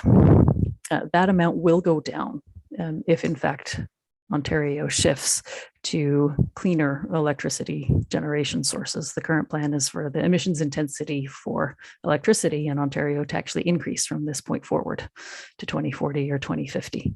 If, in fact, that changes and that policy is revised, then that value will go down. Okay, thanks very much. It's good to know where the turns in the road are. So thanks very much. Okay, next is Councillor Oosterhoff. Thank you, Mayor Patterson. I also want to say that I think it's a phenomenal climate leadership plan and well done. And I really appreciate all the different pathways to success and also the community-wide collaboration and engagement. And it's in that context, I'm wondering if you could pick up a little bit from Simon Chappell, and how have we adequately included the not just rural so much, but agricultural in the rural area in the conversation and in the calculations? Can you fill us in a bit further on that? I can certainly start, Mr. Mayor, and then I will pass it to Carolyn. So the conversations absolutely have taken place. On our adaptation technical team, we had representatives from the Rural Advisory Committee and CRCA, and then our community advisory group as well.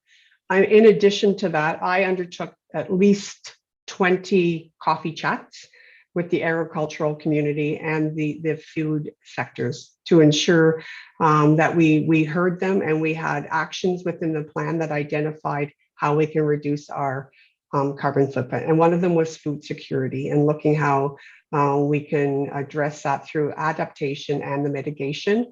And I certainly feel that with the engagement framework that we're recommending we establish with the community organizations, including the rural area, we'll be able to continually to address the actions of the rural community as well as the agricultural and the food sector.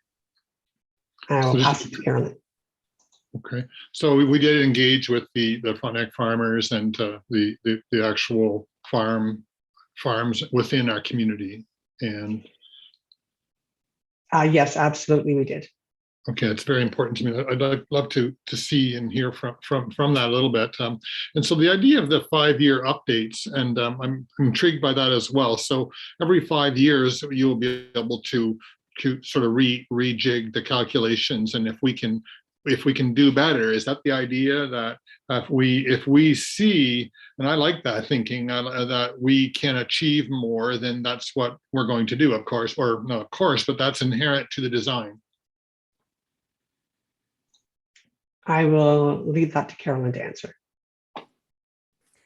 It's critical. This kind of modeling exercise relies on a number of data sources that change. I've talked quite a bit about electricity emission forecasts. Those change annually, as well as expected uptake for different types of technology, heat pumps being a really key one right now, where right now the trajectory is slow. Electric vehicles right now, the trajectory is slow, but we can see that even in the 2 years since we started work on the plan, that electric vehicle adoption is going to be a huge market shift in a very short period of time. And so to capture all of those changes on an ongoing basis, I think would be very important to ensure that the plan stays relevant and stays accurate to current conditions. Yeah, that's the exciting part for me, is the upcoming technology that will support this. Certainly, you mentioned heat pumps. Certainly as a trade businessman, the heat pump technology is phenomenal right now, and I think it's going to play a huge role. Thank you very much, Mayor Patterson. Thank you. Next is Councillor Hill. Thank you. And I was quite struck by the comments about the canopy, because we spend as a council, and certainly on planning committee, an inordinate amount of time talking about trees and the canopy. So what I heard, and please correct me if I'm wrong, because I didn't see that in the study, but that there are 100 ways of addressing GHG emissions that are more effective than the tree canopy. Is that what I heard? Thank you. And through you, Mr. Mayor, I will start and then I'll leave it to Carolyn to continue. No, that's when we developed the plan. I think at the end of our work with mitigation team and the adaptation team, we had over 100 actions that we had identified that could reduce our carbon emissions. And so from that perspective, then we worked with the adaptation and the mitigation team and the community advisory group, as well as through our surveys with the public on our Get Involved page and our public open houses, to determine what were the top actions that we should be taking or looking at to move forward with the climate leadership plan.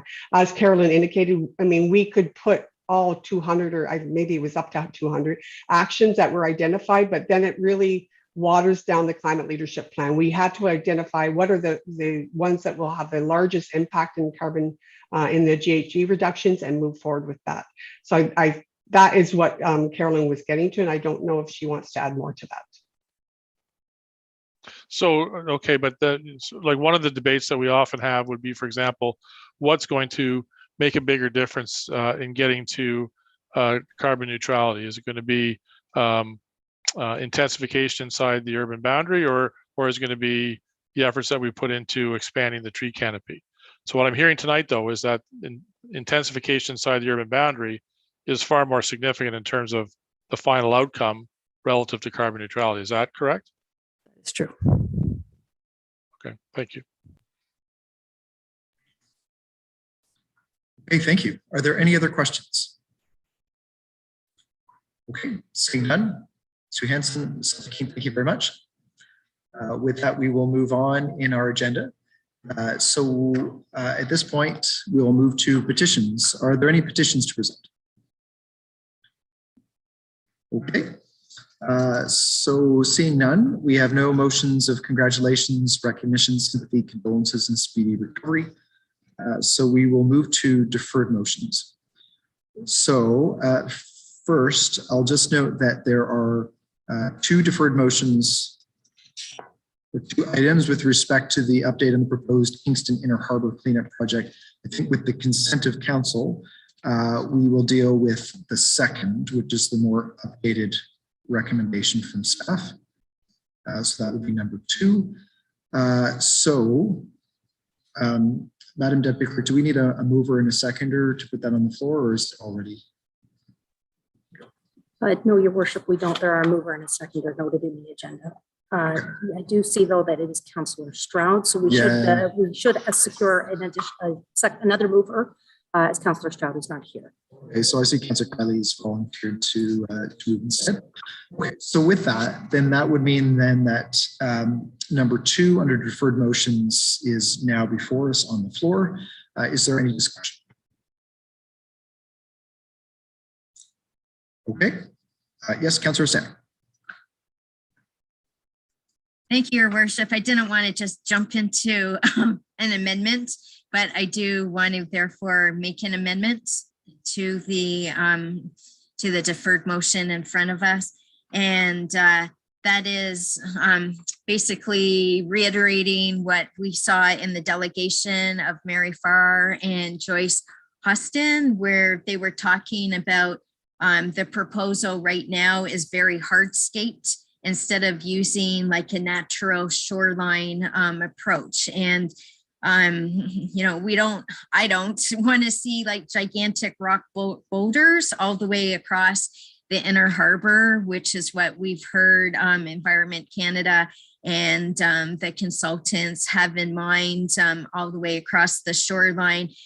First of all, it's bad for all the reptiles and the amphibians. They get caught in those big rocks. We've seen evidence from various professors that it does not stop erosion the way that they think it is, even though we do have those big rock boulders on Bath Road, on King Street West, and along Creer Park. They have the big rock boulders there as well, but there's problems with it. FEMA is no longer using that as a method for erosion. So the amendment I have, it's moved by myself and seconded by Councillor Chappell.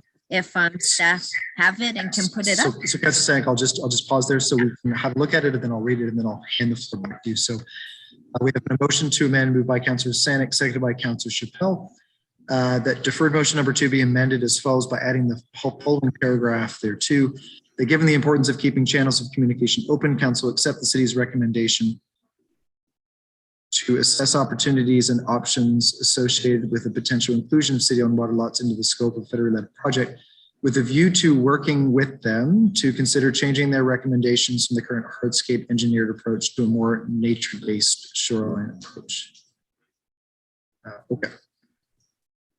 Okay, so Councillor Stanek, you can, so the motion to amend is on the floor, so you can I know you already have to some degree, but you, Great.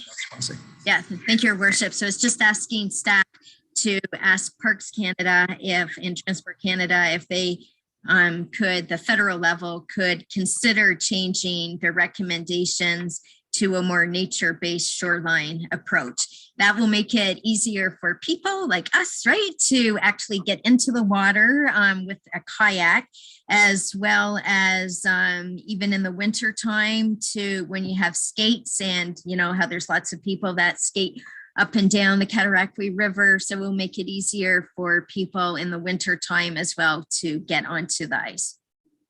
Thank you. Okay, so the motion to amend is on the floor. Is there anybody that wishes to speak to the amendment only, please? Okay, yes, Deputy Mayor Chappell. Thank you, Your Worship. One of the other aspects of having this included in the motion, it just gives staff a clear direction that suggests that, you know, there are other alternatives to improving the shoreline and they should be considered. So this allows staff to then engage in those types of conversations with the upper levels of government, which may not have already been discussed. So it's a good opportunity to ensure that the best practices, not only here in North America, but throughout the world, are considered for this reclamation project. Thank you. Okay, thank you. Anybody else on the motion to amend? I'll simply throw a quick question to staff. I don't know that I necessarily need to hand the chair off for this, but is there any comment from staff just in the staff level discussions that have happened between city staff and federal government staff? This motion, again, directing towards examining these other mitigation efforts. Are there any issues or concerns that the staff see on that? Mr. McClatchy? Through you, or I guess to you, Mr. Mayor. Normally, we wouldn't want to presuppose what a design might look like when there's still a lot of work to be done in their project. But we did hear at the EITP meeting that the federal departments were very open to considering and discussing naturalized shorelines and other naturalized remediation approaches. So it's not going to be a surprise to them, and I wouldn't see a problem with this. Thank you. Any other discussion on the motion to amend? Okay, we'll call the vote then. All those in favor? Opposed? And that's carried. Councillor Senate, you still have the floor if there's anything else you want to say. Okay. Is there anybody else that wants to speak to the staff recommendation then as amended? Okay, so we will call the vote then. All those in favor? Opposed? And that's carried. Okay, so just a note then that having passed number 2 under deferred motions, number 1 is effectively eliminated. So now we'll move to deferred motion number 3. Again, if Councillor Kiley is okay to volunteer his name, moved by Councillor Kiley, seconded by Councillor Osterhoff. And that is to, again, then put the approval of application for heritage permit 85 Sydenham Street now on the floor. Is there any discussion? Councillor Osterhoff.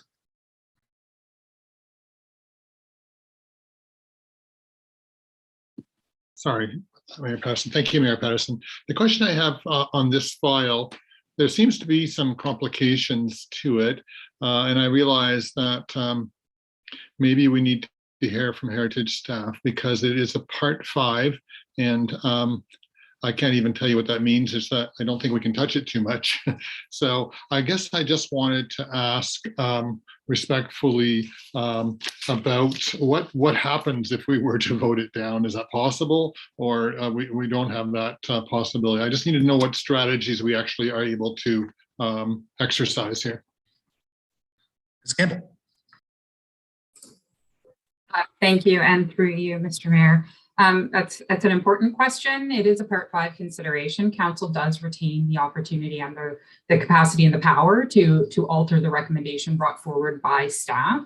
If Council were to essentially vote down the recommendation as brought forward without amending it, it would be essentially an agreement to what the applicant had applied for, but losing the opportunity for the application of the conditions as outlined by staff. So if Council were to be interested in pursuing an alteration to the recommendation, the recommendation, I guess, by staff would be that we actually alter the recommendation to provide the support for what Council is interested in approving, so that there is an approved permit on the table with conditions that would then suit what Council is looking to pursue.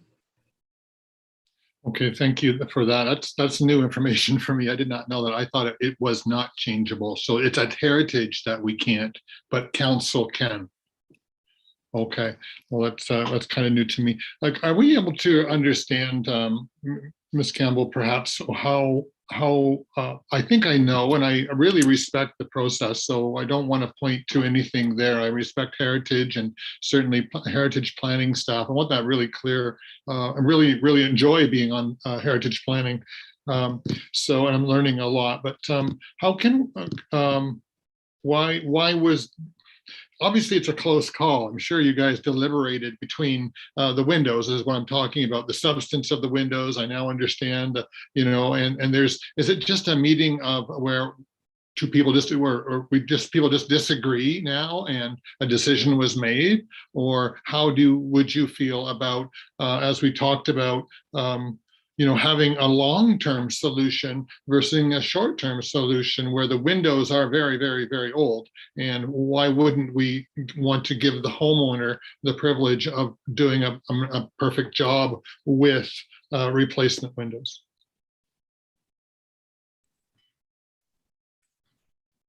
Thank you, and through you, and I do apologize. That is an important question, and it is going to take me some time to kind of unpack some of the nuance here for Council. So I appreciate your patience as I do so. When this request first came in for window replacement, it came in as being subject to the windows policy, which is the document staff initially used to assess applications for alterations to heritage windows.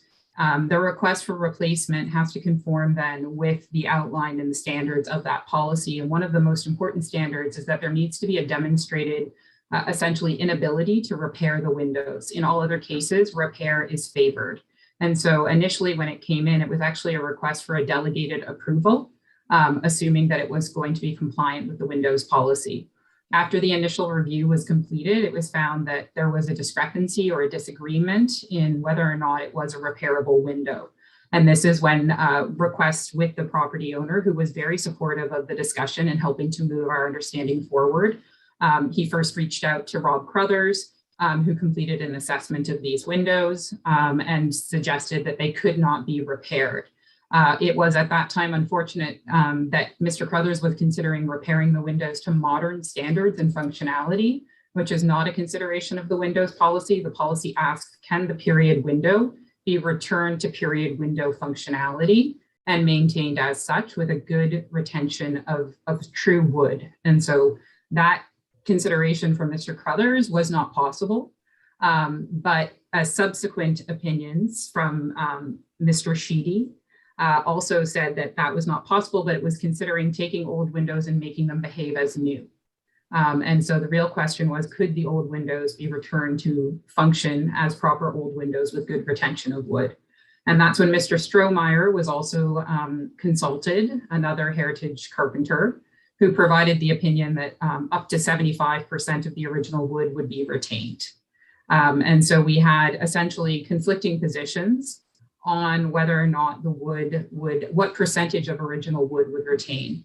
Mr. Strohmeyer was the only one who was a heritage carpenter who was willing to suggest a % retention, and who also was asked and did only assess the capacity to repair the windows to be period, not to update them to be functioning as new windows. Initially, Mr. Sheedy was asking if the windows could be taken from being period to being modern in equivalency. And he said no, to do so would essentially destroy and lose the window.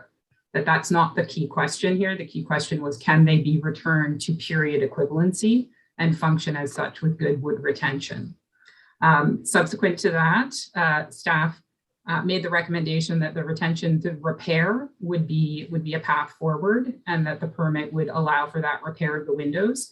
You will note that in staff's recommendation, there is a clause for the repair that says that if a heritage carpenter, upon removal and closer examination of the windows, finds them to be in a greater deteriorated state than they are currently noted to be, there is a path forward for that discussion to come back to staff in compliance with the window policy, where if the windows could not then be repaired, window by window, we could have an assessment on replacement, as opposed to a wholesale position of repair all, replace all. So there is an allowance within the recommendation still, if deterioration is greater than what two heritage carpenters and architects have noted. I could go on, but I'm going to leave it there. If you do have additional questions, I'm happy to answer them. It is a very complicated discussion, yes. As noted. Yes, but I do appreciate what you're saying. I've learned a lot right here. So I appreciate that there's a path forward too for consideration upon with the professionals and with your heritage team there, that if you see that it's simply not is possible, there's not a substance in the wood to do that, then their decisions could be made. Okay, I'm fine with that. Thank you very much. Okay, thank you. Is there anybody else that wishes to speak? Okay, Councilor Hutchison. I have a question, actually, and that is that this motion doesn't seem to be materially different than numerous other motions we've had before us regarding window replacement. Well, that's my first question. Like, is there anything that makes this staff decision different than many others we've seen? I'm not saying they're all the same, but didn't really catch my eye as being something that was all that different. Thank you, and through you, it's a great question. No, materially, this is a pretty common recommendation regarding the repair period windows. It complies and conforms with the windows policy. I think the key difference here is that the application came in with a request for replacement, and staff were not able to support the applicant's request to do so. Our path then would have been to exclude the windows if the applicant had said they would only favor replacement and did not want to see consideration of repair. Staff advanced the recommendation to repair the windows, complying with the policy, One of the reasons why we did so is we wanted to provide the applicant with the opportunity to state the position, share additional information. And if we hadn't included a recommendation on the windows, we would have actually closed it down.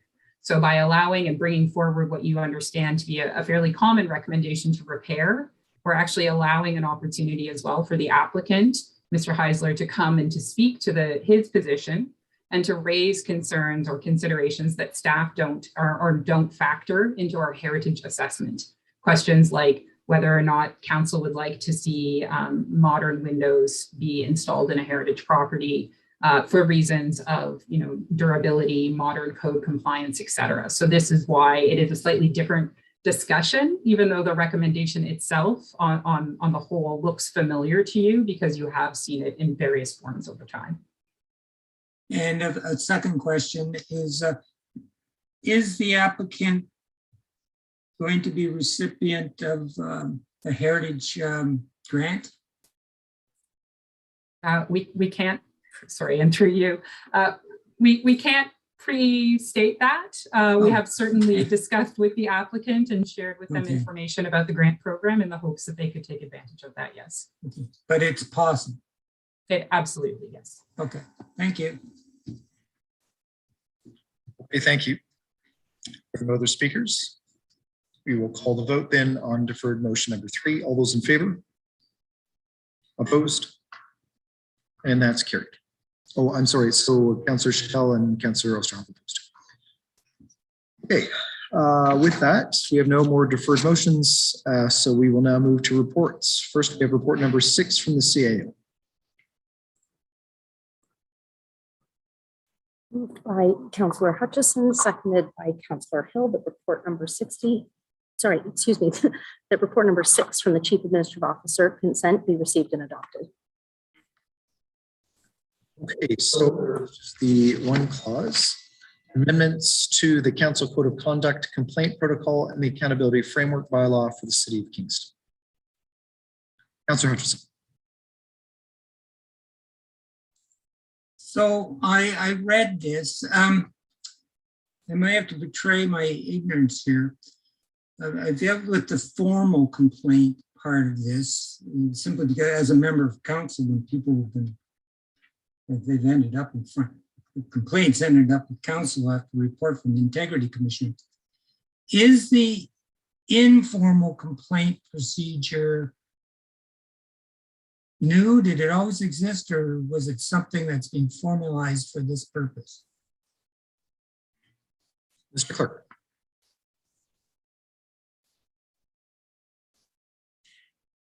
Thank you for that question, Councillor Hutchison. This report does not impact the informal process. The report itself is really a housekeeping report that deals with streamlining the process with respect to the intake of the complaints, as well as some clarification with respect to the selection panel on a go-forward basis. So that informal process has not been touched, and it remains in place as per when we first put it in place 4 years ago.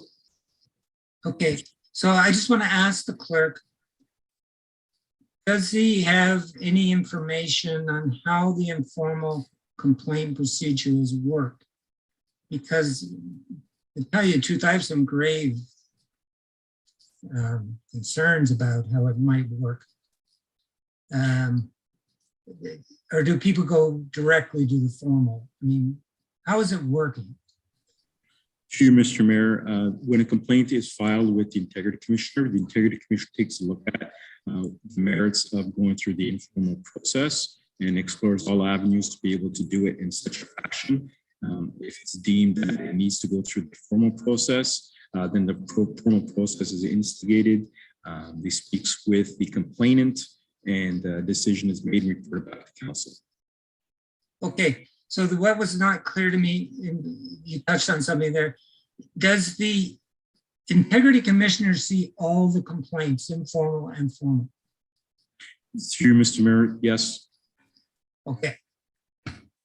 That's why I just wanted to be sure that was the case. It was when I read through it, I wasn't sure. Okay, thank you. Okay, thank you. So we will call the vote then on clause 1. All those in favor? Opposed? And that's carried. Okay, on to report number 7 from the CAO.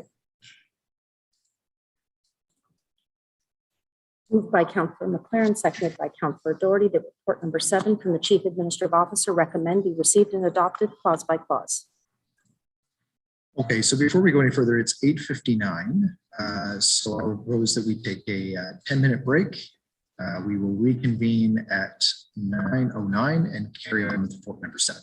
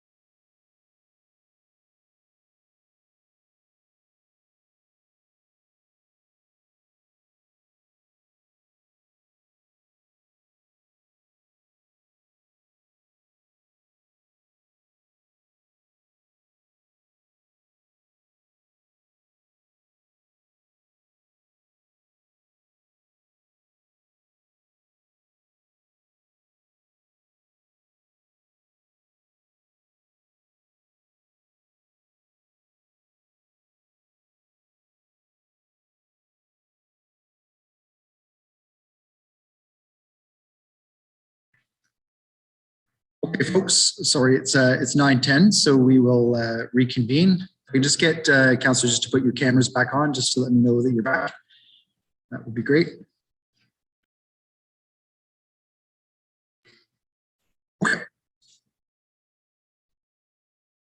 Okay, so at this point, then we'll move to clause 1.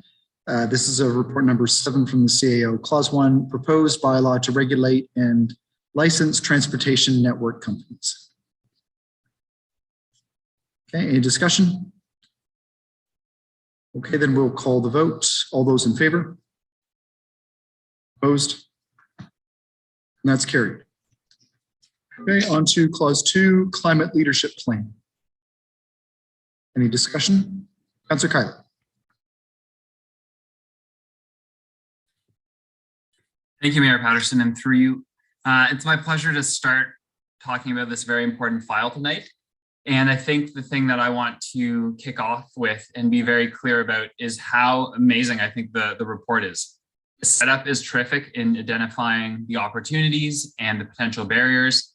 And there are a lot of structural pieces that I think are incredibly important. Many of you know that I'm a member of the Climate Caucus, which is a group of local elected leaders. We have about 400 members across the country, all municipal politicians, and we share best practices. And a lot of the things that are in this report, carbon budgeting, a climate lens, continued consultation with the community, are exactly the type of best practices that many people in that group, the other municipal leaders, are really wishing that their local jurisdictions were doing. So staff have done a terrific job, and I know that it's been based off such heavy consultation, as Ms. Salter-Keene mentioned at the beginning of her presentation. I think nearly 1,000 people engaged in the process during COVID, no less. So they should definitely be congratulated for that, and we can celebrate much of what's in there. However, I also think it's important to mention that there is a fair critique that perhaps our already agreed upon strategic goals of 5% reduction of GHGs a year over the next 2 decades aren't quite reflected. At the same time, the reason they're not, again, as we heard in the presentation, is because we're looking at an honest assessment. So that's something that we need to recognize too. However, in keeping with what we've heard in the delegations tonight, and in order to make sure that we fulfill our strategic commitments from the beginning of the term, I do have 2 amendments that I've worked on with staff and that I'm hoping the clerk could put up that will give context, I think, to improve upon what is already a very good report. So, okay, thank you. Yeah. So maybe what I'll do, just to preserve your time, I'll stop there. So this is, okay. So we have a motion to amend. Okay, so it's moved by Councillor Kylie. I'm just going to need a seconder in a moment, but I'll read. Oh, we have one, Councillor Hutchison. Oh, Councillor Hutchison. Okay, thank you. Okay, so the report 7 clause 2 from the CAO will be amended as follows. In paragraph 2, inserting which will include information on the impact and options to increase the current corporate carbon budget of 30% by 2030 to 40% to 50% by 2030, following the word budget. And then B in paragraph 4, by adding thereto, it being understood that the strategic engagement framework will include how the working group will re-engage with the community to determine what community actions are required to increase the community target to 50% by 2030. Okay, so both of those are included in the same motion to amend. So, Councillor Kylie, you have the floor. I'll restart your clock. And again, any discussion on either piece of that motion to amend is in order. Yeah, absolutely. So I'll be as brief as I can, which is to say that these amendments are intended to build upon what's already before us. So it's not by any stretch of the imagination saying what we have isn't good enough. It's just saying, can we tweak it to make it even that much better? And that much better means in keeping with the science. We heard from at least one of the delegations, and I know this is also baked into the report, that to keep with 1.5 degrees centigrade increase in global temperature increase, we want to make sure that we're rapidly reducing our emissions.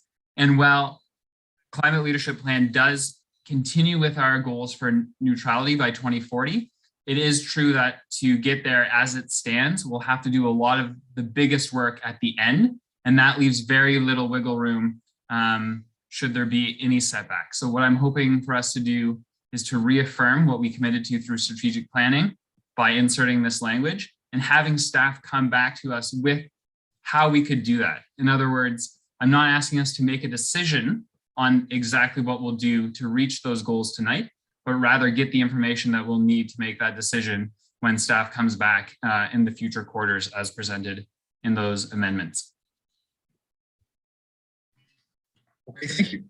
So we have the motion to amend on the floor. Is there any discussion on the motion to amend? Deputy Mayor Chappelle. Thank you, Your Worship. My question is for the mover. My question was reflective to the increase in the aggressiveness of the approach. And would that include potential of spending more money on carbon credits, or would you be looking to have other means to help reach those targets? May I respond, Mayor Patterson? Yes.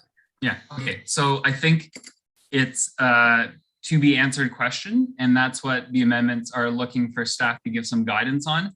And Councillor Chappelle, what I could say is similar to what we saw during strategic planning in 2019, when we decided to defer the East End Community, or not East End Community Center, sorry, the East End Library expansion in trade-off for the electrification of the fleet, recognizing what would cost what and what would have to be given and taken because of that is what I'm trying to gather going forward. So I don't honestly know, but there is technically an endless list of possibilities.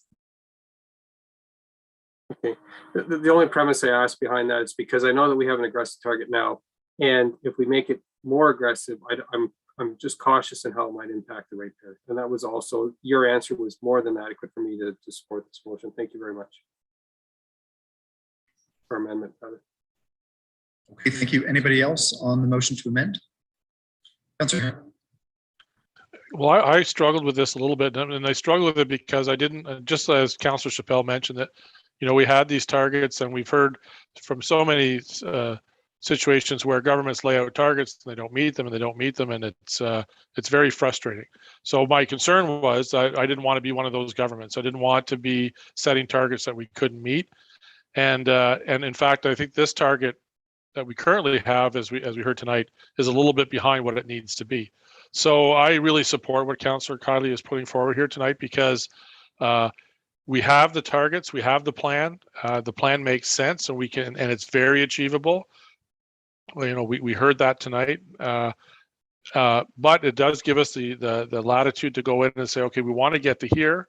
Here's what we can do now. Now we have new technology that we can apply here, or, you know, if it is carbon offsets, then we can do that. But there's just all kinds of different options that will come to us over the course of that intervening period that are going to allow us to make the adjustments that we need to make, and maybe even exceed that target that we've identified. So I think it's exactly the right way to go, and I support it 100%. Thank you. Next is Councillor Doherty. Thank you, Mr. Mayor. But I think Councillor Hill just summed it up nicely. I really support this. I think it'll lead to good discussion and information for Council as well. So thank you to the mover and the seconder. Okay, thank you. Anybody else on the motion to amend? Okay, we'll call the vote then. All those in favor? Opposed? And that's carried. Councillor Kiley, you still have 3 minutes and 15 seconds on the clock if there's anything else that you wanted to say. Yeah, the only thing to repeat, and I think it does bear repeating, is that staff have done an amazing amount of work. I heard on CBC perhaps about a month ago that Kingston is a leader in systemic change when it comes to climate change. And again, from my own experience talking to our council colleagues from across the country, excuse me, I can definitely say that's true, and that this leadership plan will inspire others. So we're punching above our weight for a city our size, and we're having impact across the nation, which is amazing. And of course, all the residents who contributed to this and the groups that will continue to do it through the engagement framework that's mentioned in these recommendations, and now recommendations as amended. So thank you to everyone who's made it what it is. And I think that it will have really, really significant impact for the future. Thanks. Thank you. Anybody else that wishes to speak? Councilor Hutchison. I do want to thank staff for the amount of work they've done, the amount of consultation they've done with the public and with councillors. I'm sure I wasn't the only one speaking to them on a regular basis over the last few months. I think that this is really important because, and why I've supported it since we passed them, before we passed the motion, it follows more or less to some degree the natural step approach that I was championing some time ago. And the reason is because whatever individual actions we may take, we need to be able to assess whether they're actually taking us where we want to go. And you can do that with a plan that reaches out, in this case, nearly 20 years. But as per the amendments that we just passed, we have to make sure that we can, what is entailed and whether we can get there. So this is really important, the carbon budget, the climate lens, because that instructs staff, that gives them the wherewithal to look at every action the city does from that point of view. I would think it would be something included in their analysis. It'd be something like, you know, how we have those accessibility paragraphs at the end of every report. Then this would be something like that, so that we would be able to monitor it as it's ongoing. So that's why I want to support this. There are numerous actions in here. A number of them tell us that we have to collaborate with, work with, and so we have to make this real in terms of the actions. There are actions there, but there's need for sharpening up some other actions. So I want to support this. I hope council will too. Thank you. Okay, thank you. Is there any other discussion? Okay, we will call the vote then on clause 2. All those in favor? Opposed? And that's carried. Okay, on to clause 3, amendment to schedule A to bylaw 2005-10 fees and charges bylaw to include the early morning ice rental rate. All those in favor? Opposed? And that's carried. Okay, on to report number 8 from the Administrative Policies Committee.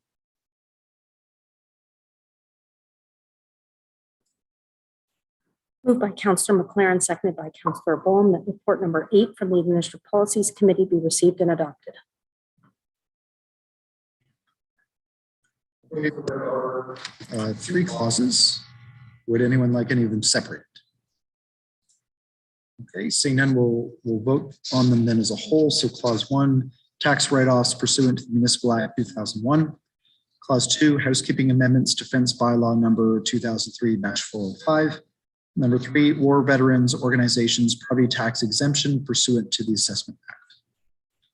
We'll call the vote then. All those in favor? Opposed? And that's carried. Okay, on to report number 9 from the Arts, Recreation, and Community Policies Committee. Moved by Councillor Hutchison, seconded by Councillor Osanek, that report number 9 from the Arts, Recreation, and Community Policies Committee be received and adopted. Okay, so there are 2 clauses. So unless anyone wants them separated, we will deal with them together. Clause 1, approval of the Kingston Arts Council plan for administration of arts funding for the corporation of the City of Kingston in 2022. And clause 2, appointments to the Art in Public Places Working Group. All those in favor? Opposed? And that's carried. Okay, next is report number 10 from the Committee of the Whole. Moved by Councillor Hill, seconded by Councillor Holland, that report number 10 from the Committee of the Whole be received and adopted. So for these votes, I will have the clerks walk us through those components, just to take account of pecuniary interests.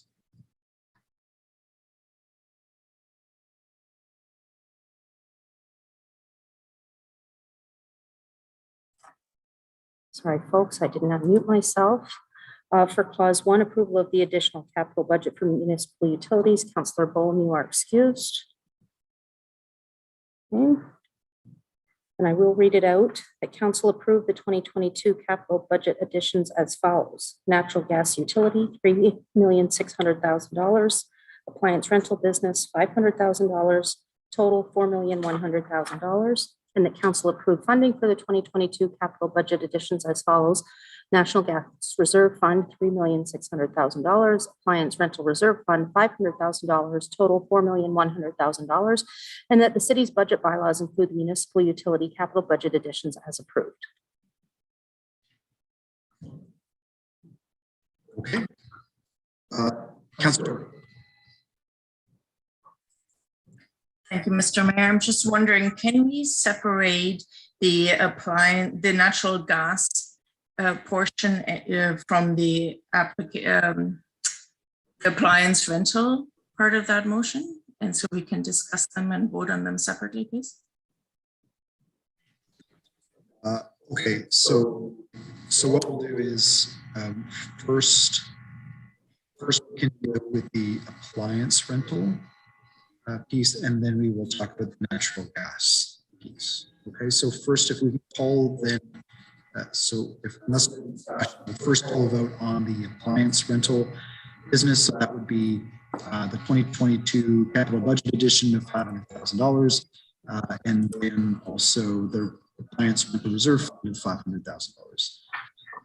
Okay, so we will call the vote. And all those in favor? Opposed? And that's carried. Okay, on the natural gas utility addition of $3,600,000, Councilor Doherty. Thank you, and through you, Mr. Mayor. I just wonder if staff could let us know what is the city's and UK's responsibility if Utility Kingston can't, like 10 years down the road, we're moving towards. There's a need, as we heard today. We've had a lot of discussion about climate change today, and we all should now recognize that we have to move away from fossil fuels. And here, what we have in front of us is actually a proposal to increase natural gas in our community. And we're being asked to spend $3.6 million on that. So I just wonder if these transitions actually happen, we can 10 years down the road, 20 years down the road, we can't supply this natural gas. What kind of liability do we have?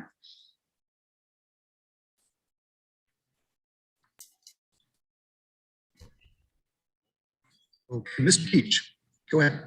Through you, Mr. Mayor. Before I answer the question, I want to make a comment of just something that was mentioned earlier on in the discussion about these. I'm going to say the two projects that are included in this part of the budget. And it was I think the comment was, you're putting taxpayers' money into what could become a stranded asset. This is not taxpayers' money. This is ratepayers' money. This is funded by the natural gas utility. It may not be a big point here, but I just write that.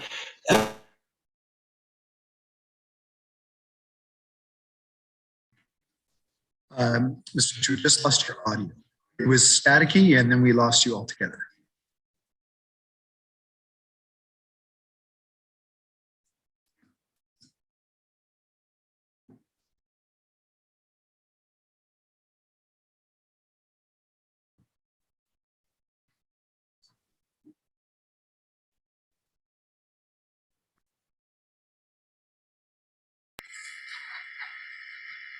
Is this any better?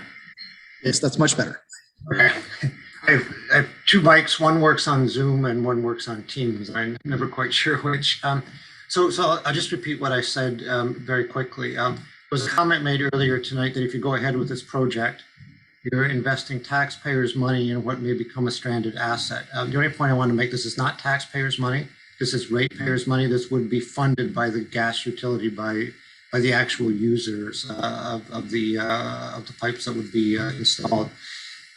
My next comment, again, you may not have heard this, was I'm not exactly sure I understand the question, but it was around what liabilities we would have, and I think what liabilities if we were to go ahead and install this, and then 10, 15 years down the road, there was a move away from natural gas. I think the very quick and honest answer to that is I don't know.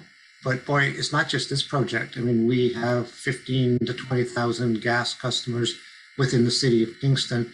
And if there is a move away from, natural gas as a fossil fuel towards something like electrification, or possibly towards another fuel that may use the existing infrastructure, I don't think it would it would not be just for these two projects. There's a number of, as I said, a large number of gas customers, and we continually do hook up new gas customers, either residential households or, commercial, residential, larger projects. It just happens that for these two, the natural gas distribution system that we're looking at is kind of on the perimeter of our system. So Elevator Bay being the one project, P4W the other. And we don't have, in very simple terms, big enough pipes there. Hence, we're coming forward to council looking for approval to spend the money as a capital investment to service them. But we've installed natural gas services to a number of infill projects within the city of Kingston that you don't have to do gas expansions for. So I'm not sure of the liability, but it would be pretty widespread. I do have a bit of a concern, and I apologize. I don't have the answer for this because I wasn't expecting a question like this this evening. We may actually have a duty to service natural gas customers within our territory where there are current services, even if we need to expand. I know for a fact for electricity customers, we have to do that. I'm not sure with natural gas, and that's something that obviously we need to go back and do a bit more research on. I apologize. I don't think I quite answered the question, but hopefully that's close enough.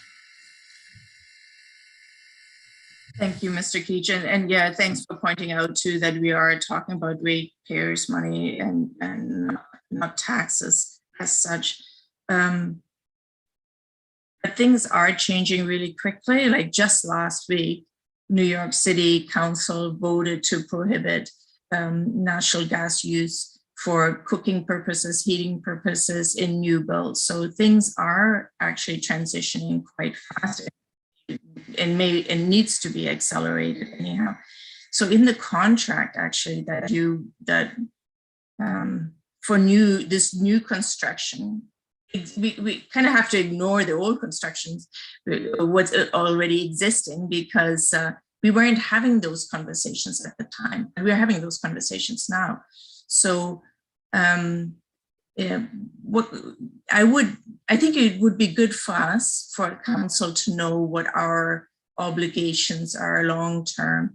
And so I actually prepared a deferral, and you mentioned other that maybe you could research to whether we actually have an obligation, maybe we don't have a choice at all. So, but I think it's important for council to hear about that. So I prepared a deferral that I sent to the clerks, and I wonder if they could put it up.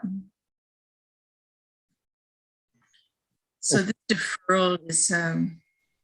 So Councilor Doherty, what I'll do is I'll read it so I can pause your time if you want to speak to it. So this is a motion to defer, moved by Councilor Doherty, seconded by Councilor Kiley. The report 10, clause 1, received from Committee of the Whole, approval of the additional capital budget for municipal utilities with respect to the natural gas utility be deferred until Q2 2022. When Utilities Kingston City staff can report back to council on the long-term liabilities, costs, and carbon impact of developing proposed new gas pipelines. Motion or debate, discussion on a motion to defer. You have up to 1 minute to speak to time, place, or purpose. Councilor Doherty, go ahead. Thank you, Mr. Mayor. I just think this would we need this information. I think it's important in light of how quickly things are shifting and how important it is that we move away from fossil fuels. We need to know what we're getting into. And that may not change these two projects, but we're going to learn a lot from the report, including, feel free, Mr. Keach, to add our responsibilities from the other side as well. But I think it will be very informative, including the impact, the carbon impact. Like we're talking about reducing carbon emissions, and here this is going to increase carbon emissions. Thanks. Okay, thank you. Councilman Clare. Thank you. So just a quick question to staff. It's being delayed till June. Is this going to affect the budget? Like we're voting on a budget today. Is that going to affect your operating or your capital expenditures in the next 6 months? Through you, your worship, the only impact that this will have is on the two projects that this capital budget was for. So we did a 4-year capital budget for the gas utility back 3 years ago, I guess now, and these are new projects that we didn't foresee back at that point in time. So hence the budget amendment. So if this is deferred, obviously we couldn't do the work, the engineering work, the planning work, and the construction work to install. I just want to say the pipes is more important than pipes, but the pipes to actually service the two developments. It would not have any other impacts on our capital or operating budgets. And I want to thank Council for separating out the other item. If that was in there, it would, and that would cause some concerns. So quick answer is no, just those two projects.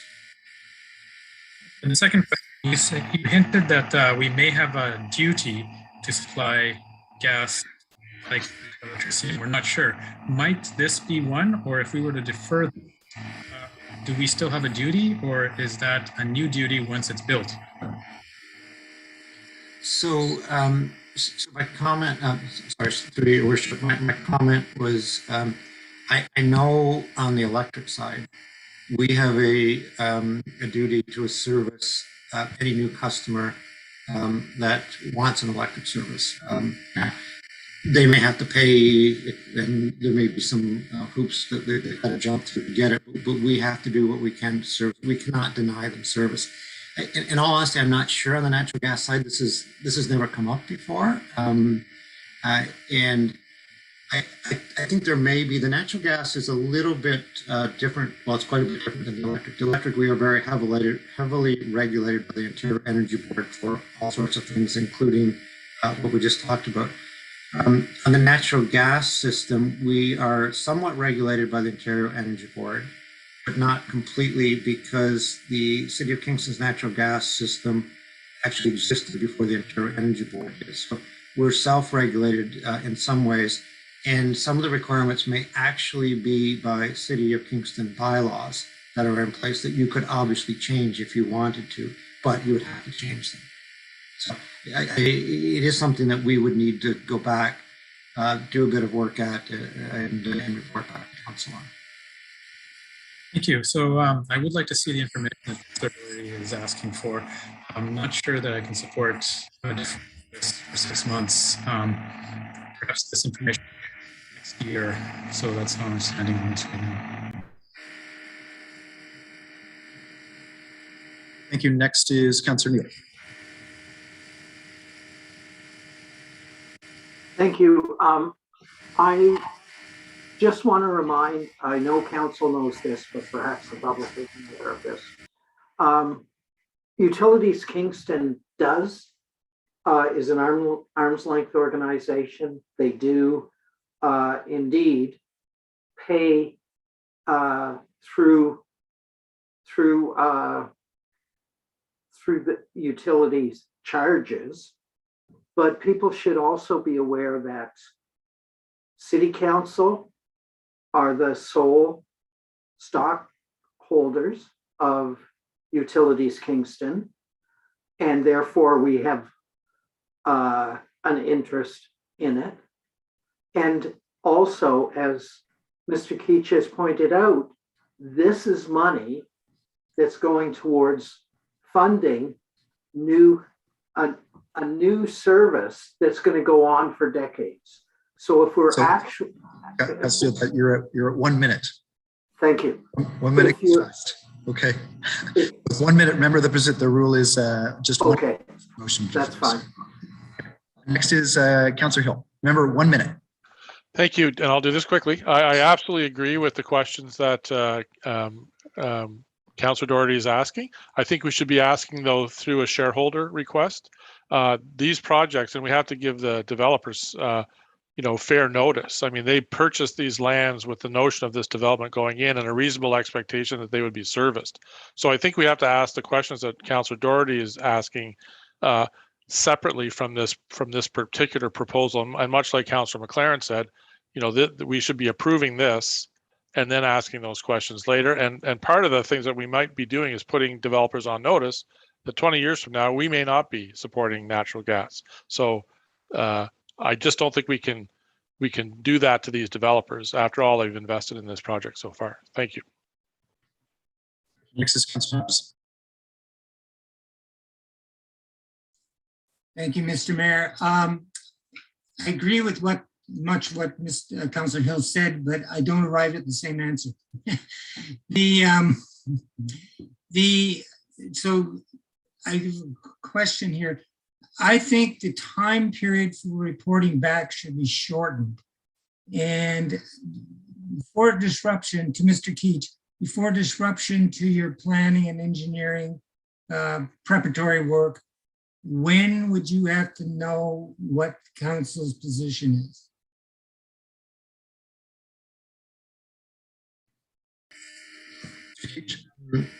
So we would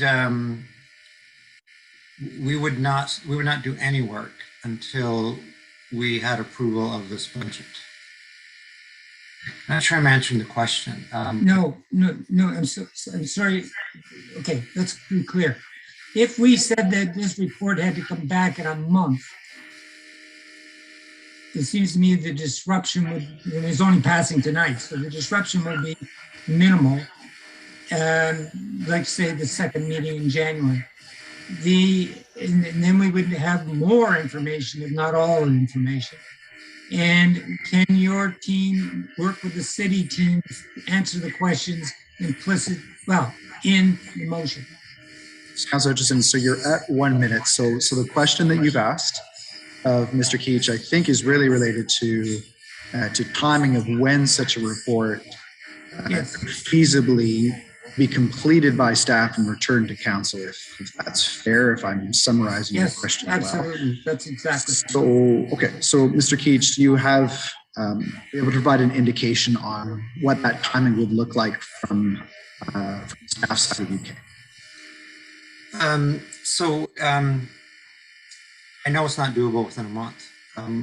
We're basically into the holiday season. We have a pandemic that is not going away, and I mean, I will admit right now our focus is on what are we going to do in January as far as staffing and keeping the plants running and whatnot. Unfortunately, that will probably be our priority over the next 3 or 4 weeks. And I think the other comment that I would make is looking for clear direction as to what it is council would like us to report back on. And if is it just these two developments, or is it a bigger question in regards to the continued use of natural gas as a fuel, the disadvantages to it, the advantage of it, et cetera. And in all honesty, this could be a fair amount of work for my team, and this would have to be done in conjunction with the city planning group as well. And I was actually going to suggest that the second quarter be removed. It will be left sort of open-ended with the idea we can't proceed with this project or these projects until we report back. Because I'm not exactly sure how long this is going to take in view of some other things. Now, it is something I realize a priority, and we would get on it. And the other thing is there's some significant changes we're going through at Utilities Kingston in the next month too that is going to be a bit disruptive. Thank you. Deputy Mayor, would you take the chair?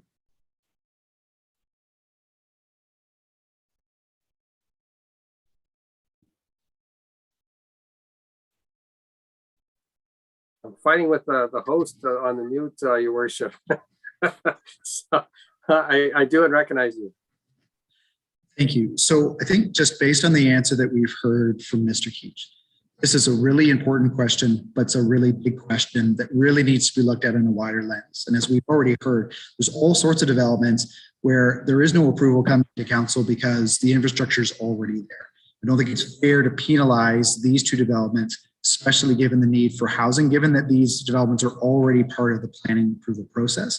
So here's what I propose. I'm going to ask that council would vote against this deferral, but I would happily work with Councillor Doherty if needed to bring forward a motion at our first meeting in January that could craft the language, make sure that we've got all the questions spelled out so that we can tackle this question properly.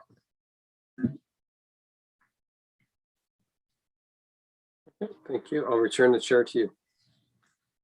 Thank you. Next on my list is Councillor Ostroff.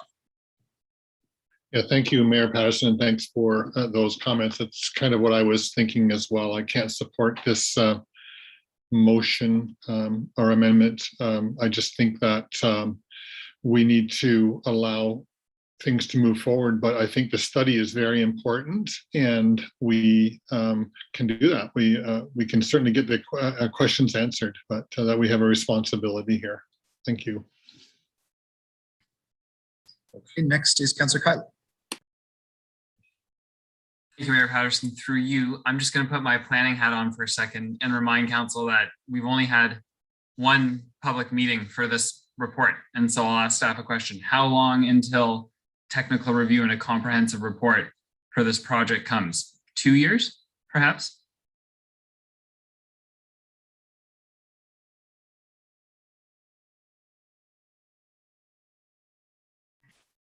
Sorry, I'm just looking across my screen here. Okay, sorry, CEO Hurdle. Thank you, Mr. Mayor. So Commissioner Agnew is not on the meeting at this point, but Director Park is, so he may have more information in terms of details. But Councillor Kiley, those projects are fairly complex, and typically anything, as you know, that would require either official plan amendment or a zoning amendment would be in the range of a year to a year and a half. Right. Okay, thanks. And then should it get caught up in the LPAT, which I'm definitely not wishing for the record, but I think we're talking about multiple years until construction. And also I just caution council that the amendment actually speaks to a report about information. It has nothing to do with saying we're not necessarily doing this. It just says we need to know all the points that Councillor Doherty has rightly asked for. So I don't think it necessarily, in fact, I don't think it jeopardizes the development, but it does ask for needed information, especially in light of most of what we were talking about in the last few hours around climate change. So I'll support it. Thanks. Thank you. Mr. Park, I do see you there. Is there any additional information you want to provide? Thank you, through you, Your Worship. Just verifying what CAO Hurdle said, a typical official plan amendment application and generally takes approximately a year and a half to get through the process. Thank you. Anybody else on the motion to defer? Okay, so we will call the vote then. All those in favor?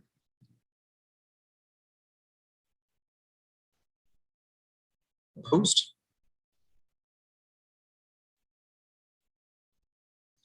Okay, we're gonna have to vote again because I can't follow them in. So everybody in favor of the motion to defer?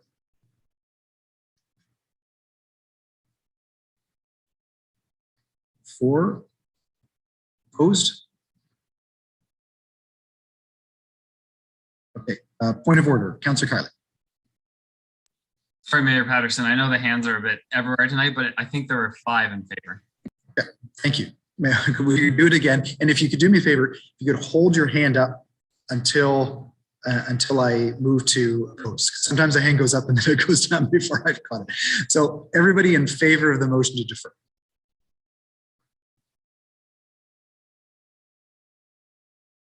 Okay, that looks like 6. Councillor Hill, point of order. Councillor Chappelle has voted differently in the 3 votes that we've had here. I mean, this is crazy. Okay. We voted 3 times on the same thing. Maybe that's why I keep getting a different number and it's throwing me off. So if everyone can just decide how they want to vote, one way or the other, we'll try this one more time. Okay, so everybody in favor of the motion to defer?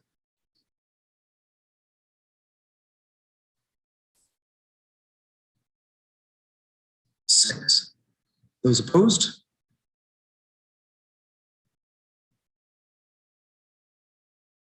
Six.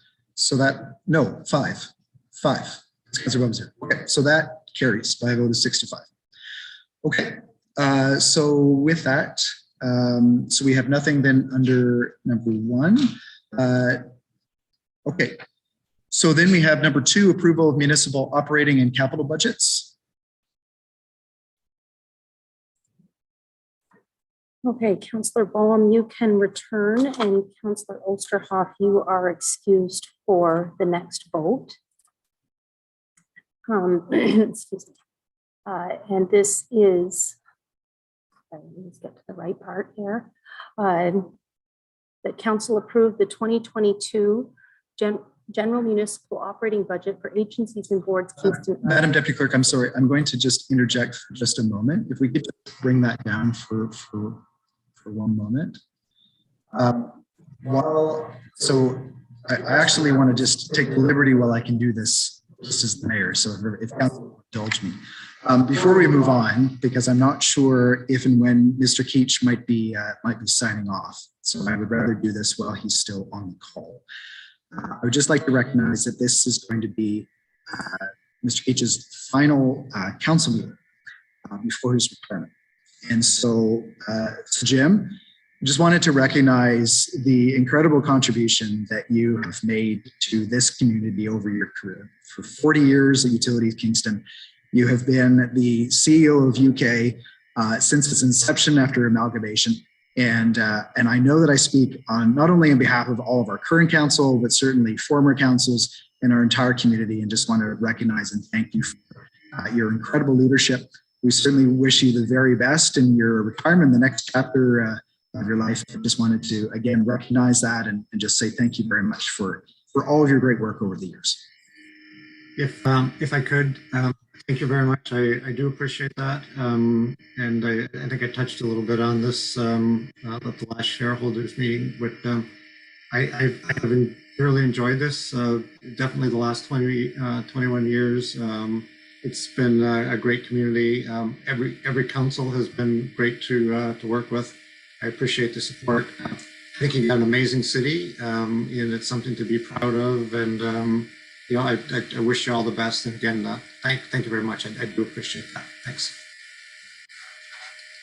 Thank you. And with that, Mr. Keach, if you wanted to leave early and not stay to the bitter end of a council meeting, I think this is your chance. I'm sure you'll miss this. Many long council meetings, but it's wanted to make sure we caught you before we left. So yeah, thanks again. Right. Okay, so now, Madam Deputy Clerk, we'll now move to item number 2, the budget. Okay, this is a separation to account for the pecuniary interest declared by Councillor Osterhoff. And it reads as follows. The council approved the 2022 general municipal operating budget for agencies and boards, Kingston Access Services, in the amount of $3,488,122. And that council approved the 2022 municipal capital budget for Kingston Access Services in the amount total of $561,000. Proposed capital expenditures of $561,600. With financing from the General Municipal Reserve Fund, pay as you go for $561,600, total financing of $561,600. Okay. Opposed? And that's good. Councillor Osterhoff, you can return.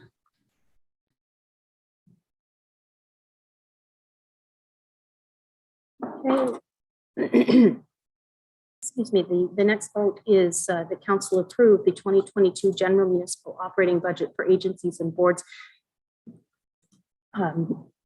Library Board in the amount of $8,287,881, and the council approved the 2022 municipal capital budget for Library Board in the amount total of $390,000 as follows. Proposed capital expenditures, $390,000. Financing from the General Municipal Reserve Fund, pay-as-you-go, $380,000. Contributions from others, $10,000, for total financing of $390,000.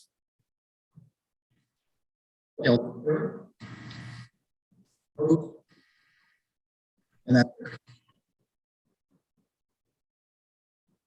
okay, and our next vote is approval of the balance of the municipal capital and operating budgets. Reads as follows: that any variance between the final assessment growth and the growth estimates included in the 2022 general municipal operating budget be transferred to, funded from the working fund reserve to offset unanticipated variances in assessment growth in future years as a stabilization measure, and that council approved the 2022 municipal capital budget as follows. Proposed capital expenditures, $69,950,720. Financing from the general municipal reserve funds, pay-as-you-go, $58,617,720. Working fund reserve, $175,000. Government grants, $10,432,640. Contributions from others, $725,360. Total financing of $69,950,720. And that council received the following provided as part of the budget documentation: A, 15-year capital expenditure forecast; B, capital works in progress listing as at September 30th, 2021; C, municipal reserve fund schedules of continuity; and that the city treasurer be authorized to include the approved budget estimates for 2022 in accordance with the Public Sector Accounting Board PSAB reporting requirements as an attachment to the bylaw. votes, all those in favor? Opposed? And that's carried. Councillor Bohm and Councillor Osterhoff, you are excused for the next vote.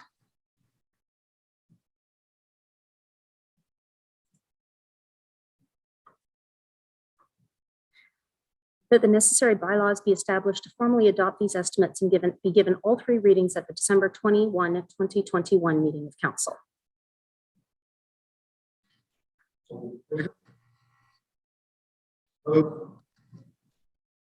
And that. Okay. So Councillor Bowman, Councillor Osterhoff can return. Thank you. Next up, we have report number 11 from the Environment, Infrastructure and Transportation Policies Committee. Moved by Councillor Neal, seconded by Councillor Osanek, that report 11 from the Environment, Infrastructure and Transportation Policies Committee be received and adopted. Okay, there's just the one clause, Better Homes Kingston, formerly referred to as Kingston Home Energy Retrofit Program. Councillor Carly. Thank you, Mayor Patterson. Through you, this is one of those systemic changes that have been made that is really incredible, and genuinely it's leadership, so that's awesome. But it does depend on a grant from the FCM, Federation of Canadian Municipalities. And I'm wondering if staff has any thoughts about the long-term fiscal sustainability. In other words, when that money is used, will we have another levy, some type of fund, the Environmental Working Fund, or where could additional monies come from to keep this going into the future post that FCM grant?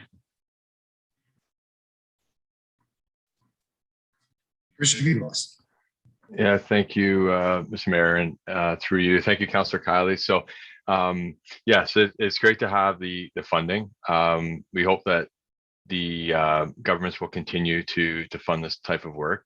The city does have an environmental reserve fund that council approves money to put into other environmental initiatives. But for now, I think we need to concentrate on definitely launching the program, which is fantastic, getting that uptake and bringing back information to council on hopefully its success and building off its success into expanded program over the years and how it can be funded. But this is a strong show of support from FCM, and we hope that that level of support would continue for these programs for this municipality.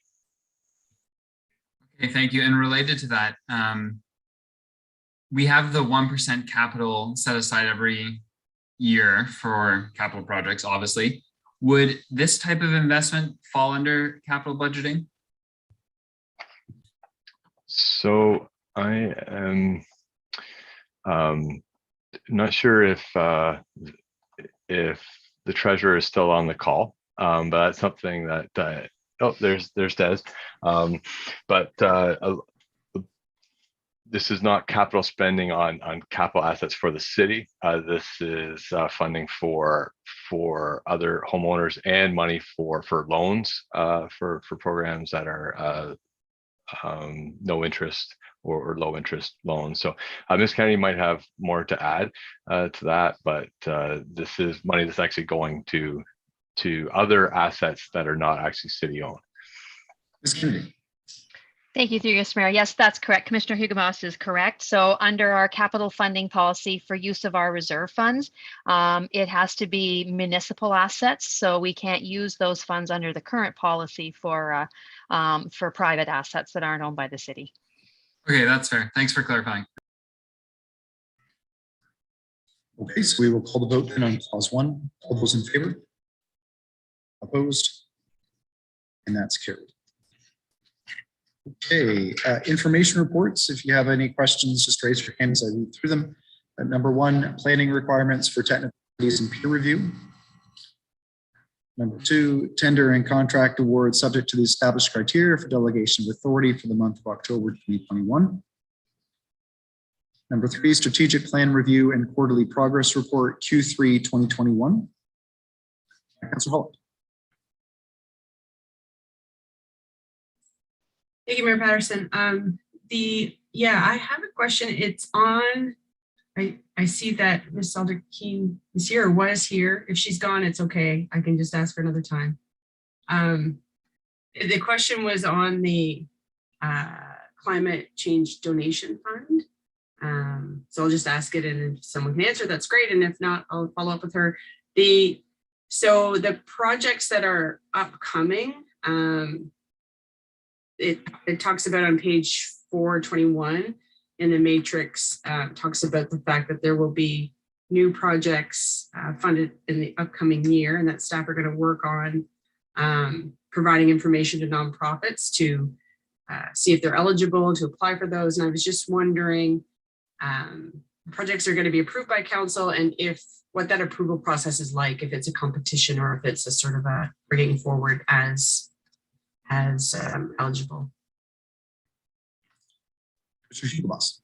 Thank you, through you, Mr. Mayor. So thank you, Councillor Holland. Sorry, been a lot going on tonight. So just to clarify, we're talking about the climate fund, the council's green climate fund. So this is that correct? Yeah, it's a previous motion of council, and so the strategic plan report talks about progress on some of those. Oh yes, of course. So council has approved, if I'm not mistaken, already the second round of projects for community donations. So and that's a process we worked through Keith, if I'm not mistaken, and Sustainable Kingston, working to look for nonprofit groups in the city that are providing projects that will reduce their greenhouse gas emissions. And very successful launch the first year back, well, last year, it seems so long ago, through 2020 and 2021. So now this is the second round. So council's already approved that through committees. And it's been a success story. I would say, if I do say so. So great job. Wonderful. Okay, thank you. Okay. Seeing no other questions on that. Number 4, update on permit application 85 Sydenham Street. Okay, we have no information reports from members of council. Miscellaneous business. Number 1, moved by Councillor Bohm, seconded by Councillor McLaren. The following members of council be appointed to serve as deputy mayor in 2-month increments as follows: February and March 2022, Councillor Holland; April and May, Councillor Osterhoff; June and July, Councillor Hill; August and September, Councillor Neal; October, November, Councillor Chappelle. And then number 2, moved by Councillor Neal, seconded by Councillor Senek, that the resignation of Councillor Osterhoff from Tourism Kingston be received with regret. And so I am looking for a volunteer to sit on the Tourism Kingston board in Councillor Osterhoff's place. Do I have any volunteers?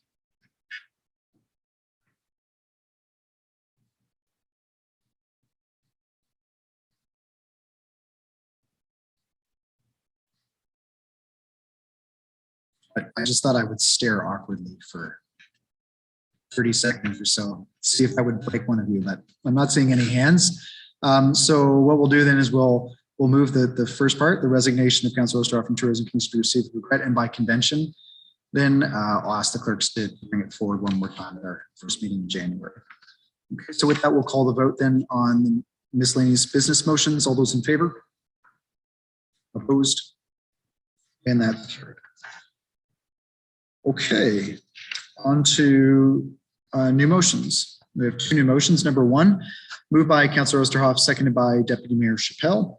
Whereas IBI Group Incorporated on behalf of 1073712 Ontario Limited has submitted an application for an official plan amendment and zoning bylaw amendment for the property municipally known as 1533 McAdoo's Lane.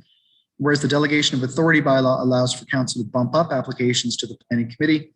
Therefore, be it resolved that the application for site plan control approval from IBI Group Incorporated on behalf of 1073712 Ontario Limited for the property municipally known as 1533 McAdoo's Lane be bumped up to planning committee. Councillor Osterhoff, you have the floor. Yeah, thank you, Mayor Patterson. As we've seen in many different development recommendations, we've asked it for have a greater oversight, and so I just respectfully ask council to approve this, and that planning committee can monitor the development. Thank you. Okay, thank you. Is there any further discussion? Okay, we will call the vote then on new motion number one. All those in favor? Opposed? And that's carried. For new motion number two, I will hand the floor over to Deputy Mayor Chappelle. Thank you. I recognize you, Your Worship, and actually, Deputy Mayor, I have to read it. If you can read through the motion and take it from there, that would be great. I got too many screens open.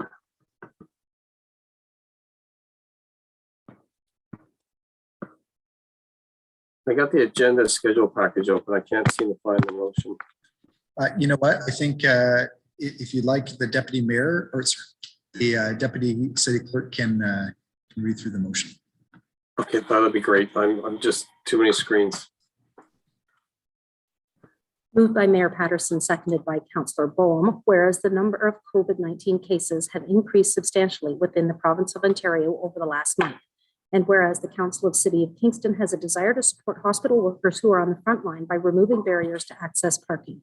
Therefore, be it resolved that City Council waive on-street parking permit fees for up to 300 temporary permits for 2 months, foregoing budgeted parking revenue of approximately $7,500 per month on neighborhood streets in proximity to Kingston General Hospital and Hotel 2 hospital sites, and that these vehicle parking permits be provided by Kingston Health Sciences Centre to their frontline staff that would most benefit from this temporary parking access, and that council direct staff to continue to enforce all other parking regulations, including metered on and off-street parking, as well as neighborhood street parking and overnight winter parking, according to City of Kingston Bylaw 2010-128, a bylaw to regulate parking. And that council encourages Queen's University and Kingston Health Sciences Centre to implement similar approaches to remove barriers to provide hospital workers access to nearby parking lots owned and operated by Queen's University and Kingston Health Sciences Centre. Okay, Your Worship, floor is yours. Thank you, Deputy Mayor. So this, I think we can all agree, we wish that we weren't back in this situation. But as we know, the fourth wave has hit our community hard, and certainly reflecting back on the earlier waves of the COVID pandemic and the incredible burden on our hospital and healthcare workers, being able as a city to be able to support with with options for free on-street parking, just as a way to say thank you and to offer one less thing that our hospital and healthcare workers have to think about during the surge. And so this effectively would put back in place what we had put back in the spring. Right now, it's proposing for a 2-month period, hoping that the worst of the fourth wave will be behind us by then. If we need to extend that, then that's something we can always bring back to council. But under the circumstances, would ask for council support, again, just to send that message to our hospital and healthcare workers about how much we value and appreciate the incredible work that they're doing right now, that they've done over the last couple of years, and hopefully to see things through this last surge. So thank you very much, and hope council can support this. Any other hands? Any other comments? Seeing none, I'll return the chair to you, your worship, and you can call the vote. Oh, I have to do it? Point of order? Point of order. Deputy Mayor Chavelle, I can see Councillor Osanek with her hand raised. So Oh, I'm sorry. I had the same issue without the screens. Okay, go ahead. Through you, Deputy Mayor Chappelle, just one question to staff. Is that the same number as we gave out last time? Because I know there was a great demand and they went out very quickly. So is this the same number or is this a little bit extra?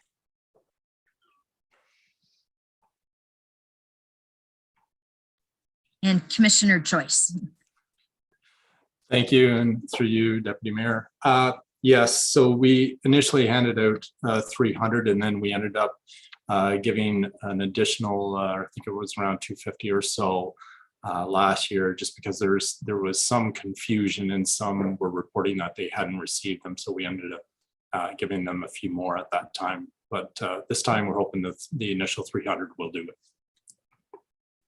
All right, thank you. I'm happy to support this because I know they were greatly appreciated by all the healthcare staff. Thank you. Okay. I'll turn the floor back over to you, your worship, so you can call the vote. Deputy Mayor, if you're okay to actually, best if you can do the vote, and then if I can have the chair back after the vote is passed. Absolutely, be happy to. Okay, so all those in favor?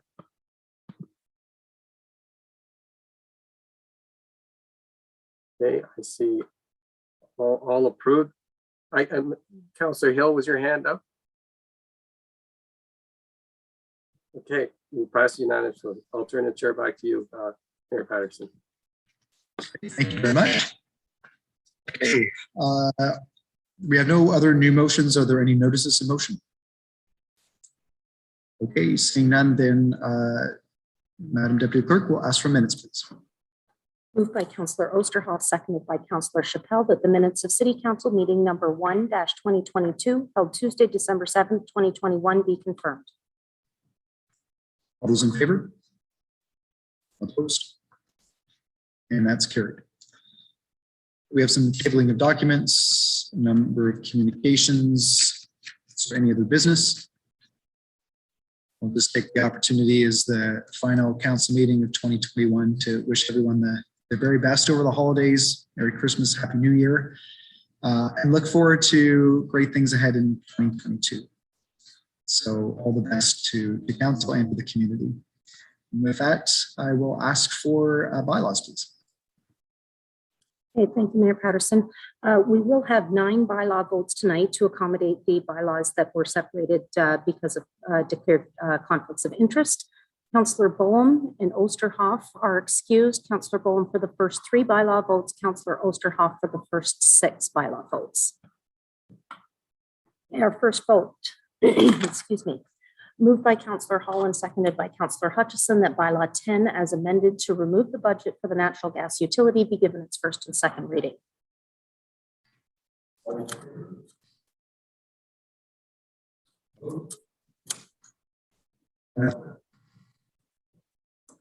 Second vote that clause 12.63 of bylaw number 2021-41 be suspended for the purpose of giving bylaw 10 as amended to remove the budget for the natural gas utility 3 readings.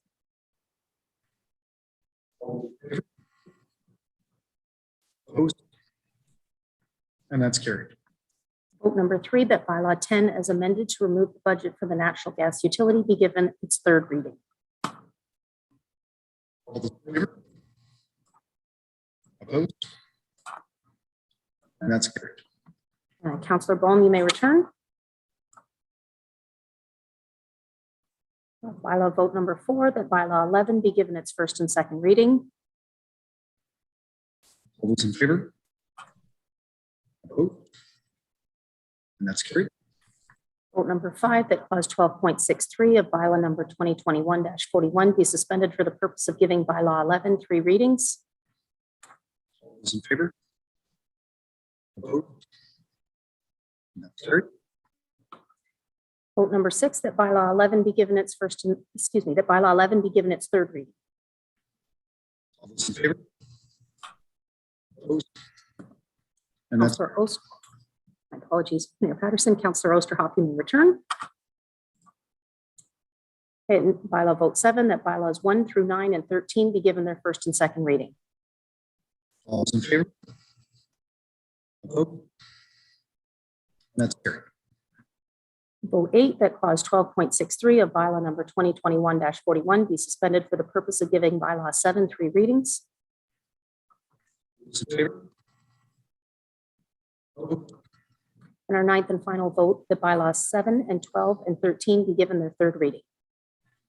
All those in favor? Opposed? That's carried.